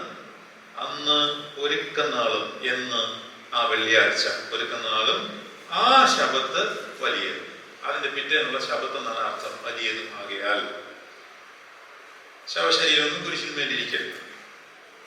അങ്ങനെയാണെങ്കിൽ വെള്ളിയാഴ്ച ഒരുക്കനാളിൽ 3 മണി ആകുമ്പോഴേക്കാണ് യഹൂദന്മാർ ആടിനെ അറക്കുന്നത്. അതായത് ഉച്ചയ്ക്ക് ശേഷം ആടിനെ അറക്കും, അതിനെ ആരംഭിക്കും. എന്നിട്ട് അവർ പ്രത്യേക ശുശ്രൂഷയൊക്കെ ഉണ്ട്. യാഗപീഠത്തിൽ പ്രത്യേക രീതിയിൽ അതിനെ അറുത്ത് അതിന്റെ രക്തം യാഗപീഠ കൊമ്പുകളിലൊക്കെ തളിച്ചിട്ട് അതിനെ ഒരു തീയിലിട്ട് ചുട്ട് ഒരു പ്രത്യേക പാകമാക്കിയാണ് ഇവർക്ക് കൊടുക്കുന്നത്. ആർക്ക് കൊടുക്കുന്നത്? ആടിനെ കൊണ്ടുവന്നവർക്ക് കൊടുക്കുന്നത്. അതായത് ആ തീയിലിട്ട് ചുടുന്നത് ഒരു പ്രത്യേക ഷേപ്പിലാണ്, കുരിശാകൃതിയിലുള്ള ഒരു ഷേപ്പിലൊക്കെയാണ് അത് ചുടുന്നത്. എന്നിട്ടാണ് ഇവർക്ക് അത് കൊടുക്കുന്നത്. അതിനർത്ഥം കർത്താവ് ബലിയായി കുരിശിക്കപ്പെടുമ്പോൾ, അറുക്കപ്പെടുമ്പോൾ അതേ സമയത്ത് തന്നെ യെരുശലേമിൽ പെസഹായ്ക്ക് ആടിനെ അറുത്തുകൊണ്ടേയിരിക്കുകയായിരുന്നു. ഈ കാര്യം കൃത്യമായിട്ട് സ്ഥാപിക്കുവാനാണ് യോഹന്നാൻ ശ്ലീഹ ഈ രീതിയിലൊക്കെ ഇത് അവതരിപ്പിക്കുന്നത്. ഒരിടത്ത് കുഞ്ഞാട് അറുക്കപ്പെടുമ്പോൾ മറ്റൊരിടത്ത് സാക്ഷാൽ കുഞ്ഞാട് അതേ സമയത്ത് തന്നെ അറുക്കപ്പെടുകയാണ് എന്ന് സ്ഥാപിക്കുവാൻ വേണ്ടി യോഹന്നാൻ ഈ കാര്യങ്ങളൊക്കെ വ്യക്തമായിട്ട് പഠിപ്പിക്കുന്നുണ്ട്. അതുകൊണ്ട് പെസഹ പെരുന്നാളിന് മുമ്പേ താൻ ഈ ലോകം വിട്ട് പിതാവിന്റെ അടുക്കൽ പോകുവാനുള്ള നാഴിക വന്നു എന്ന് യേശു പറഞ്ഞിട്ട് നമ്മളെപ്പോഴും മനസ്സിലാക്കിയിട്ടുള്ള ഒരു കാര്യമാണ്. യോഹന്നാൻ പ്രയോഗിക്കുന്ന ഒരു പദപ്രയോഗമാണ് നാഴിക. ഇനി യഥാർത്ഥമായ നാഴിക വരിക. ഈ നാഴികയുടെ സിംബോളിക് ആയിരുന്നു മുന്നമേ യോഹന്നാൻ ശ്ലീഹ പ്രതിപാദിച്ചിട്ടുള്ള എല്ലാ നാഴികയും. കർത്താവ് പലപ്പോഴും പറയുന്നുണ്ട്, എന്റെ നാഴിക വന്നിട്ടില്ല, എന്റെ സമയമായിട്ടില്ല എന്നിങ്ങനെ പലപ്പോഴും പറഞ്ഞുകൊണ്ടേയിരിക്കും. എന്നാൽ ഇവിടെ കർത്താവ് പറയുകയാണ്, എന്റെ നാഴിക വന്നു എന്ന് താൻ ഉള്ളിൽ ആദ്യം അറിയുകയാണ്. എന്നിട്ട് പറയുന്നു, ലോകത്തിൽ തനിക്കുള്ളവരെ സ്നേഹിച്ചതുപോലെ അവസാനത്തോളം അവരെ സ്നേഹിച്ചു. അത്താഴമായപ്പോൾ പിശാച് ശീമോന്റെ മകനായ യൂദാ ഇസ്കറിയോത്താവിന്റെ ഹൃദയത്തിൽ അവനെ കാണിച്ചു കൊടുക്കുവാൻ തോന്നിച്ചിരുന്നു. നേരത്തെ ചില സംഗതികൾ യൂദ പദ്ധതിയിട്ടിരുന്നു. യൂദായെ നമ്മൾ മനസ്സിലാക്കുമ്പോൾ പൊതുവെ ഏറ്റവും ക്രൂരനായ ഒരു മനുഷ്യൻ എന്നുള്ള രീതിയിലൊക്കെ നമ്മൾ കാണാറുണ്ട്. പ്രത്യേകിച്ച് യോഹന്നാൻ ശ്ലീഹായ്ക്ക് പ്രത്യേകമായ ഒരു ഇത് വായിക്കുമ്പോൾ നമുക്ക് മനസ്സിലാവും. പ്രത്യേകമായ ഒരു കർത്താവിനെ ഒറ്റിക്കൊടുത്തതിന്റെ ഒരു പ്രയാസം എപ്പോഴും യൂദായെ പറ്റി പറയുമ്പോൾ യോഹന്നാൻ ഒരു പ്രിഫിക്സ് ആട്രിബ്യൂട്ട് ചേർക്കുക. ചതിയൻ, വഞ്ചകൻ, നാശയോഗ്യൻ, ഇങ്ങനെയുള്ള പദപ്രയോഗങ്ങൾ യോഹന്നാൻ ശ്ലീഹ യൂദയെ പറ്റി പറയുമ്പോൾ പ്രത്യേകമായിട്ട് ഉപയോഗിക്കുമായിരുന്നു. കാരണം യോഹന്നാൻ ശ്ലീഹ അത്രയ്ക്കും കർത്താവിനെ സ്നേഹിച്ചിരുന്നു. കർത്താവ് അത്രയ്ക്ക് യോഹന്നാൻ ശ്ലീഹയെ സ്നേഹിച്ചതുകൊണ്ട് ഈ ഒരു ബന്ധത്തിന്റെ തീവ്രതയിൽ അങ്ങനെ പറഞ്ഞു പോകുന്നതാണ്. അല്ലാതെ അതൊരു സ്പെസിഫിക് ആളെ തകർത്ത് കളയുവാനായിട്ട് പ്രതിപാദിച്ചിരിക്കുന്ന ഒരു ആട്രിബ്യൂട്ട് അല്ല. അപ്പോൾ ലോകത്തിൽ തനിക്കുള്ളവരെ സ്നേഹിച്ചതുപോലെ അവസാനത്തോളം അവരെ സ്നേഹിച്ചു. അത്താഴമായപ്പോൾ പിശാച് ശീമോന്റെ മകനായ യൂദാ ഇസ്കറിയാവിന്റെ ഹൃദയത്തിൽ അവനെ കാണിച്ചു കൊടുക്കുവാൻ തോന്നിച്ചിരുന്നു. പിതാവ് സകലവും തന്റെ കയ്യിൽ തന്നിരിക്കുന്നുവെന്നും താൻ ദൈവത്തിന്റെ അടുക്കൽ നിന്ന് വന്നു ദൈവത്തിന്റെ അടുക്കൽ പോകുന്നു എന്നും യേശു അറിഞ്ഞിരിക്കെ അത്താഴത്തിൽ നിന്ന് എഴുന്നേറ്റ് വസ്ത്രം ഊരി വെച്ച് ഒരു തൂവലെടുത്ത് അരയിൽ ചുറ്റി ഒരു പാത്രത്തിൽ വെള്ളം പകർന്നു. ശിഷ്യന്മാരുടെ കാൽ കഴുകുവാനും അരയിൽ ചുറ്റിയിരുന്ന തുണി കൊണ്ട് തോർത്തുവാനും തുടങ്ങി. പിശാചിന്റെ ഉള്ളിൽ അത്താഴമായപ്പോൾ പിശാച് ശീമോന്റെ മകനായ യൂദാ ഇസ്കറിയാവിന്റെ ഹൃദയത്തിൽ അവനെ കാണിച്ചു കൊടുക്കുവാൻ തോന്നിച്ചിരുന്നു.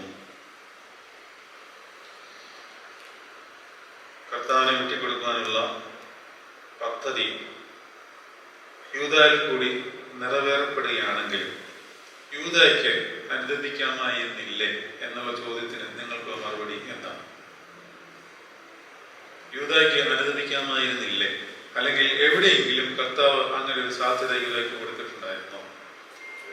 പിടിക്കപ്പെട്ടതിന് മുമ്പ് ഇഷ്ടം പോലെയുണ്ട്. കർത്താവിനെ ഒറ്റിക്കൊടുത്തതിന് ശേഷം യൂദായ്ക്ക് അനുദപിക്കാനുള്ള സാധ്യത ഉണ്ടായിരുന്നോ? ഉണ്ടായിരുന്നു, ഇഷ്ടം പോലെ ഉണ്ടായിരുന്നു. സ്നേഹിത, നീ ചുംബനം കൊണ്ടാണോ എന്നെ ഒറ്റിക്കൊടുക്കുന്നത് എന്ന് ചോദിച്ചത്, മോനെ ഇപ്പൊ നീ അനുദപിച്ചു, ഞാൻ എന്തുവരെ പിടിക്കും, ഞാൻ പോവുകയാണ്. യൂദാ വിചാരിച്ചിരുന്നത് കർത്താവ് അത്ഭുതം നടത്തി അവിടെ നിന്ന് രക്ഷപ്പെടുന്നു. കർത്താവിനെ ഒറ്റിക്കൊടുക്കുവാൻ വേണ്ടിയോ കർത്താവിനോടുള്ള ഇഷ്ടക്കുറവുകൊണ്ടൊന്നുമല്ല യൂദാ 30 വെള്ളിക്കാശിന് കർത്താവിനെ ഒറ്റിയത്. 30 വെള്ളിക്കാശിന്റെ ആളൊന്നും ആയിരുന്നില്ല കർത്താവ്, ചില്ലിക്കാശായിരുന്നത്. വലിയ വിലയൊന്നും ഇല്ല 30 വെള്ളിക്കാശ് എന്നൊക്കെ പറഞ്ഞാൽ, അത്യാവശ്യം വിലയുള്ളൂ. അതിനുവേണ്ടി ഇത്രയും നാൾ കൂടെ നിന്ന് ശിഷ്യൻ ഒറ്റിക്കൊടുക്കും. അപ്പോൾ യൂദായ്ക്ക് ലക്ഷ്യം വേറെയായിരുന്നു. യൂദായുടെ ലക്ഷ്യം ഇസ്രായേൽ രാജ്യം യഥാസ്ഥാനത്താണോ അതിന് കർത്താവ് തന്റെ അത്ഭുത സിദ്ധികൾ ഉപയോഗിച്ച് റോമൻ പടയാളികളിൽ നിന്ന് ഇസ്രായേൽ രാജ്യത്തെ രക്ഷിക്കണം. ഇത് യൂദാ അടിയുറച്ച് വിശ്വസിച്ചു. അതായത് ഇതുമൂലം, അതായത് കർത്താവിനെ ഒറ്റിക്കൊടുക്കുന്നത് മൂലം താൻ ചെയ്യുന്നത് ഇൻഡയറക്ട്ലി അല്ലെങ്കിൽ പരോക്ഷമായിട്ട് രാജ്യത്തിന്റെ രക്ഷയാണെന്നാണ് യൂദാ വിശ്വസിക്കുന്നത്. അതായത് യൂദാ ഉറച്ച് കർത്താവ് വിശ്വസിച്ചു. അതായത് താൻ അത്ഭുത സിദ്ധിയുള്ള ആളാണ്, താൻ ചെയ്യുന്നത് ശുശ്രൂഷയാണെന്നാണ് വിചാരിച്ചത്. അത് പുറത്ത് പറയാൻ പറ്റില്ല. പറഞ്ഞു കഴിഞ്ഞാൽ ശിഷ്യന്മാരെ സമ്മതിക്കത്തില്ല, ബാക്കി ആരും സമ്മതിക്കത്തില്ല. അതുകൊണ്ട് എങ്ങനെയെങ്കിലും ഈ റോമൻ പടയാളിയിൽ നിന്ന് രാജ്യത്തെ രക്ഷപ്പെടുത്തിയിട്ട് യൂദായ്ക്ക് യേശു ക്രിസ്തുവിനോടുകൂടി മന്ത്രിയായി വാഴത്തക്കോണമുള്ള ഒരു ആഗ്രഹം തന്നെ പിശാച് ജനിപ്പിക്കുകയാണ്. അങ്ങനെയാണ് ഈ ഒരു ഒറ്റിക്കൊടുക്കലിന്റെ സാധ്യത ചിത്രം അവന്റെ ഉള്ളിൽ തെളിഞ്ഞു വരുന്നത്. അത് പിശാച് കൊണ്ടുവന്നതാണെന്ന് അവന് ബോധ്യം വന്നുമില്ല. ആയതിനാൽ യൂദാ പൈശാചികമായി ദൈവത്തിന്റെ പദ്ധതി അനുസരിച്ച് തന്നെ ഇത് തന്റെ മനസ്സിൽ പ്ലാൻ ചെയ്യുകയാണ്. പക്ഷെ ഇവിടെ മനസ്സിലാക്കേണ്ടിയിരിക്കുന്ന ഒരു കാര്യം, കർത്താവ് ഇതിൽ നിന്ന് എന്തുകൊണ്ട് രക്ഷപ്പെടാതെ ഒഴിഞ്ഞു മാറി? രക്ഷാപദ്ധതിയുടെ ഭാഗമായ ഈ ശുശ്രൂഷ യൂദയിൽ കൂടി നിറവേറ്റിയാൽ യൂദാ നാശയോഗ്യനാകുമെന്ന് അറിഞ്ഞുകൊണ്ട് തന്നെ കർത്താവ് എന്തുകൊണ്ടാണ് ഇതിൽ നിന്ന് വഴുതി മാറി യൂദയും കൂടെ എന്നെ രക്ഷിച്ചെടുത്താൽ പോലെ? ഇവിടെയാണ് മനുഷ്യന്റെ സ്വാതന്ത്ര്യത്തിന്റെ വില നമ്മൾ മനസ്സിലാക്കേണ്ടത്. യൂദയ്ക്ക് തീർച്ചയായിട്ടും രക്ഷപ്പെടാമായിരുന്നു, ഒരു സംശയം വേണ്ട. ഞാൻ വേറെ കാര്യം ചോദിച്ചോട്ടെ, യൂദയ്ക്ക് ഇനി സാധ്യതയുണ്ടോ? പൗലോസിയൊക്കെ പഠിക്കുന്നവരല്ലേ എല്ലാവരും. യൂദായ്ക്ക് ഇനിയും സാധ്യതയുണ്ട്. അതുകൊണ്ട് യൂദായെ വലിയൊരു നാശയോഗ്യനായിട്ട് ചിത്രീകരിച്ച് കർത്താവിന് ഒറ്റിക്കൊടുത്തല്ലോ എന്ന് വിചാരിച്ച് അയാളെ അധിക്ഷേപിക്കേണ്ട. കർത്താവിന്റെ സ്നേഹം ഏതുവരെയാണെന്നാണ് പഠിച്ചത്. പിശാച് പോലും രക്ഷിക്കപ്പെടണമെന്ന് ആഗ്രഹിക്കുന്ന ആളാണ് കർത്താവ്. അതാണ് ദൈവസ്നേഹത്തിന്റെ പരിധി ഇല്ലായ്മ. അതിന് പരിധിയില്ല. അപ്പോൾ യൂദായ്ക്ക് ഇനിയും സാധ്യതയുണ്ട്. നമ്മുടെ എല്ലാ അവസ്ഥ യൂദായെ പോലെ ആണെന്ന് നമ്മൾ മനസ്സിലാക്കുക. വേദപുസ്തകത്തിലെ ഒരു കാര്യം നമ്മൾ വായിക്കുമ്പോൾ ഞാൻ പറഞ്ഞു തന്നിട്ടുള്ളതാണ്. നമ്മളിതിനെ ഇൻഡിവിജ്വലൈസ് ചെയ്യണം. കർത്താവിന് ഏതൊക്കെ കാര്യങ്ങളിൽ നമ്മൾ ഒറ്റിക്കൊടുത്തിട്ടുണ്ട്, അതാണ് നമ്മൾ ചിന്തിക്കുന്നത്. നമ്മൾ കർത്താവിനെതിരായി ചെയ്യുന്ന പാപങ്ങൾ, ചെയ്യേണ്ടത് ചെയ്യാതിരിക്കുന്നവ എല്ലാം ദൈവരാജ്യത്തിൽ നിന്ന് നമ്മളെ അകറ്റി നിർത്തുന്നു, കൃപയെ മാറ്റി നിർത്തുന്നു ആവുന്നുവെങ്കിൽ എത്രയോ തവണ കർത്താവിനെ നമ്മൾ പ്രത്യക്ഷമായും പരോക്ഷമായി വേദനിപ്പിച്ചിട്ടുണ്ട് എന്നുള്ളത് മനനം ചെയ്യേണ്ടത് മുമ്പിലാണ്. അങ്ങനെ മനനം ചെയ്താൽ കർത്താവ് അത് കാണിച്ചു തരികയും അനുദപിക്കാനുള്ള സാധ്യത നമുക്ക് തരികയും ചെയ്യും. ഒറ്റത്തുള്ളി കണ്ണുനീരിന്റെ കാര്യം മാത്രമേ ഉള്ളൂ. ഹോമിലീസ് ഓഫ് സെയിന്റ് ജെയിംസിനകത്ത്, ഐസക്കിനകത്ത് അദ്ദേഹം പറയുന്നത് പ്രകാരമാണ്, ഒരു തുള്ളി കണ്ണുനീരിന് അതിന്റെ ശക്തി എന്ന് പറയുന്നത് മരിച്ചവനെ ഉയർപ്പിക്കുന്നവന്റെ ശക്തി വ്യാപാരത്തെക്കാൾ ഏറിയതാണ്. അതായത് നിങ്ങൾക്ക് മരിച്ചവരെ ഉയർപ്പിക്കുവാനുള്ള ഒരു കൃപയുണ്ടെന്ന് വിചാരിച്ചു, അതിനേക്കാളിൽ ശക്തിയുള്ളതാണ് നീ അനുതാപത്തോടെ ഒഴിക്കുന്ന ഒരു തുള്ളി കണ്ണുനീർ. നീ അനുതാപം ചിത്രിതമാക്കാൻ നോക്കുന്നെങ്കിൽ വർണ്ണച്ചായം കൈക്കൊള്ളേണ്ട കണ്ണീരേൽക്കുന്ന താപത്തിൻ വൻ പെരുന്നാളല്ലോ കണ്ണീർ വർഷം, കണ്ണീരാലെ മോചനമാർജിച്ചാനന്ദിക്കൂ എന്നൊരു യാക്കോബിന്റെ ബോസാണ്. നീ അനുതാപം ചിത്രിതമാക്കാൻ നോക്കുന്നെങ്കിൽ വർണ്ണച്ചായം കൈക്കൊള്ളേണ്ട കണ്ണീരേൽ, താപത്തിൻ വൻ പെരുന്നാളല്ലോ കണ്ണീർ വർഷം, കണ്ണീരാലെ സൗഖ്യം നേടി മോചനമാർജിക്കൂ. വേറൊരു മാർഗമില്ല. അതുകൊണ്ട് തന്നെ പരിശുദ്ധനായ അപ്രയം കണ്ണുനീരിനെ പറ്റി പറയുന്നത് ഇത് രണ്ടാമത്തെ മാമോദീസയാണ്. രണ്ടാമത്തെ മാമോദീസ ഒന്നേ ഉള്ളൂ, പക്ഷെ ഒരു ആലങ്കാരിക ഭാഷയിൽ രണ്ടാമത്തെ മാമോദീസ ആയിട്ട് അപ്രയം ഇതിനെ വിളിക്കുന്നുണ്ട്. അതുകൊണ്ട് കർത്താവിനെ ഒറ്റിക്കൊടുത്ത മേഖലകൾ എന്ന് പറഞ്ഞാൽ ദൈവത്തെ, കർത്താവിനെ നമ്മളായിട്ട് വിഷമിപ്പിച്ചിട്ടുള്ള തീവ്രമായ അനുഭവങ്ങളും വേദനകളും ഉണ്ടെങ്കിൽ അതിനെ ദൈവസേനയിൽ ഇറക്കി വെച്ചിട്ട് അനുദപിച്ചാൽ കർത്താവ് അത് ക്ഷമിച്ചു നിന്ന് നമ്മളെ അവന്റെ പദ്ധതിയിലേക്ക് ചേർക്കും. ഇല്ലെങ്കിൽ യൂദാ പോയതുപോലെ പിശാചിന്റെ പദ്ധതിയിലേക്ക് നമ്മൾ വഴിപ്പെട്ടു പോകും. യൂദായ്ക്ക് പിശാചിനോടുള്ള ചേർച്ച വന്നത് പണത്തോടുള്ള ആർത്തിയിൽ നിന്നാണ്. പണം അവന് വലിയൊരു ബലഹീനതയായിരുന്നു. അതുകൊണ്ട് തന്നെ ആ ബലഹീനതയുള്ള വശം മനസ്സിലാക്കിക്കൊണ്ട് തന്നെ കർത്താവ് പണസഞ്ചി അവനെ ഏൽപ്പിച്ചു. നീയാണ് ഖജാൻചി എന്ന് പറഞ്ഞു. കർത്താവിനെ ഏൽപ്പിച്ചത് എന്തിനാണ്? പണം കണ്ടിട്ട് അതിനോടുള്ള ആർത്തി കുറയുവാൻ വേണ്ടിയാണ്. പക്ഷെ ആർത്തി മൂത്തതയുള്ളൂ. പണം വളരെയധികം ശ്രദ്ധിച്ച് ഉപയോഗിക്കേണ്ട ഒരു കാര്യമാണ്. ഇല്ലെങ്കിൽ കർത്താവിനെ ഒറ്റിക്കൊടുക്കുവാൻ നമ്മളെ ഏറ്റവും കൂടുതൽ വഴിതെറ്റി മാറ്റിവിടുന്ന ഒരു വലിയ പ്രധാനപ്പെട്ട ഘടകമാണ് പണം. അത് ലിമിറ്റ് വിട്ട് വർദ്ധിക്കുവാൻ നമ്മൾ പോലും അതിനെ അനുവദിക്കരുത്. അനുവദിച്ചാൽ നമ്മൾ പോലും അറിയാതെ നമ്മളിൽ അത് പിശാചിന്റെ വിഷവിത്ത് വിതയ്ക്കും. അത് നമ്മൾ പോലും അറിയാതെ കർത്താവിനെ ഒറ്റിക്കൊടുക്കുവാനുള്ള കാര്യത്തിന് വേണ്ടി നമ്മൾ ഉപയോഗിക്കും. അല്ലെങ്കിൽ മുടിയനായ പുത്രനെ പോലെ അതുകൊണ്ട് പന്നികളുടെ ഇടയിൽ വിതറും, അവസാനം ദുരിതത്തിലേക്ക് വീഴുവാനുള്ള സാധ്യതയുണ്ട്. അപ്പോൾ ഏത് സമയത്താണ് പിശാച് യൂദായുടെ ഉള്ളിൽ പ്രവേശിച്ചത്? കർത്താവ് ഏത് ദൗത്യത്തിനായിട്ട് വന്നോ ആ ദൗത്യത്തിന്റെ ഏറ്റവും ശ്രേഷ്ഠതയേറിയ സമയത്താണ്, അത്താഴത്തിലാണ്. ഈ അത്താഴത്തിന് വേണ്ടിയാണ് കർത്താവ് ഇത്രയും നാളും പിടികൊടുക്കാതെ നടന്നത്. നമുക്കറിയാമല്ലോ, എത്രയോ തവണ കർത്താവിനെ പിടിക്കുവാനായിട്ട് യൂതന്മാർ ശ്രമിച്ചു. അവൻ അവിടെ ഇടയിൽ നിന്ന് ഒഴിഞ്ഞു മാറി. ഓശാന നടത്തിയതും ഈ പെസഹ നടത്തിയതും പ്രത്യേക സ്ട്രാറ്റജിക് മൂവിലാണ്. അതായത് ഇത് നടക്കണം, നടന്നേ പറ്റത്തുള്ളൂ. അവരുടെ കയ്യിൽ പിടിക്കപ്പെടുമോ എന്നുള്ള പേടി കൊണ്ടല്ല. കാരണം ഇതെല്ലാം കർത്താവ് പദ്ധതിയിട്ടതുപോലെ ഇത് നടന്ന് ആ ശുശ്രൂഷ പൂർത്തീകരിച്ച് പുതിയ നിയമത്തിന്റെ കാസായും പുതിയ നിയമത്തിന്റെ അപ്പവും തൻ്റെ ശരീരവും രക്തവുമായിട്ട് തരിക എന്നുള്ളതാണ് കർത്താവിൻ്റെ വരവിൻ്റെ ഉദ്ദേശം. അതിന് പുതിയ പെസഹ എന്നവിടെ സ്ഥാപിക്കാം. അവിടെ തന്നെയാണ് യൂദായുടെ ഉള്ളിൽ പിശാച് കയറിയത്. അപ്പോൾ ദൈവികമായ ശുശ്രൂഷയുടെ വ്യാപാരത്തിന്റെ മൂർത്തി ഭാവത്തിൽ നമ്മുടെ ഉള്ളിൽ പൈശാചിക ഭാവനകൾ കയറി അതിനെ നശിപ്പിക്കാം. വലിയ പെരുന്നാൾ നടക്കുന്ന പള്ളിയിലാണ് പെരുന്നാൾ കഴിഞ്ഞ ഉടനെ അടിയുണ്ടാവും. പെരുന്നാൾ കഴിഞ്ഞ ഉടനെ അടിയാണ്. ഇതുകൊണ്ടാണ് വലിയ പരിശുദ്ധാത്മാവിനെയൊക്കെ ഇറക്കി വലിയ റാസയൊക്കെ നടത്തി ദേശത്തെ അനുഗ്രഹിച്ച് വാഴ്ത്തി ശുദ്ധീകരിച്ച് പള്ളിയിലോട്ട് വന്ന് കയറി എത്രയോ അടുത്ത് ഞാനുണ്ട്. പിന്നെ അവിടെ കൂട്ട ബഹളമാണ്. എന്താണ്? ആ മഹത്വം ഇറങ്ങിയ സ്ഥലത്ത് തന്നെ പിശാച് അവിടെ നശിപ്പിക്കാൻ ശ്രമിക്കും. പക്ഷെ ദൈവത്തിന്റെ പദ്ധതിയിൽ ഇത് വളരെ സൂക്ഷ്മമായിട്ടുണ്ടതിനാൽ അതെല്ലാം പൂർത്തീകരിക്കുവാൻ വേണ്ടി ദൈവം അത് കൃത്യമായിട്ട് പ്ലാൻ ചെയ്തിരിക്കും.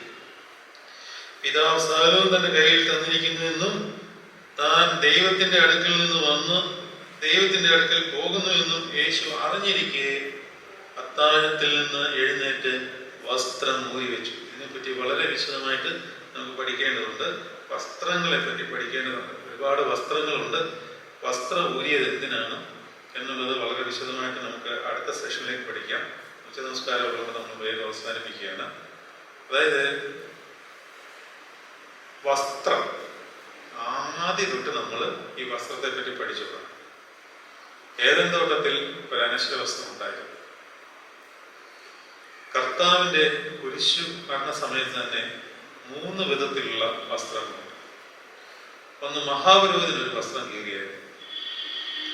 കർത്താവിന്റെ അങ്കി കീറി. യെരുശലേം ദേവാലയത്തിന്റെ വസ്ത്രവും കീറി. വസ്ത്രത്തെ പറ്റി വളരെ വിശദമായൊരു പഠനം നമുക്ക് നടത്തേണ്ടിയിരിക്കുന്നു. ഇപ്പം തുടങ്ങി കഴിഞ്ഞാൽ അത് തീരത്തില്ല. വളരെ പ്രധാനപ്പെട്ട ഒരു കാര്യം,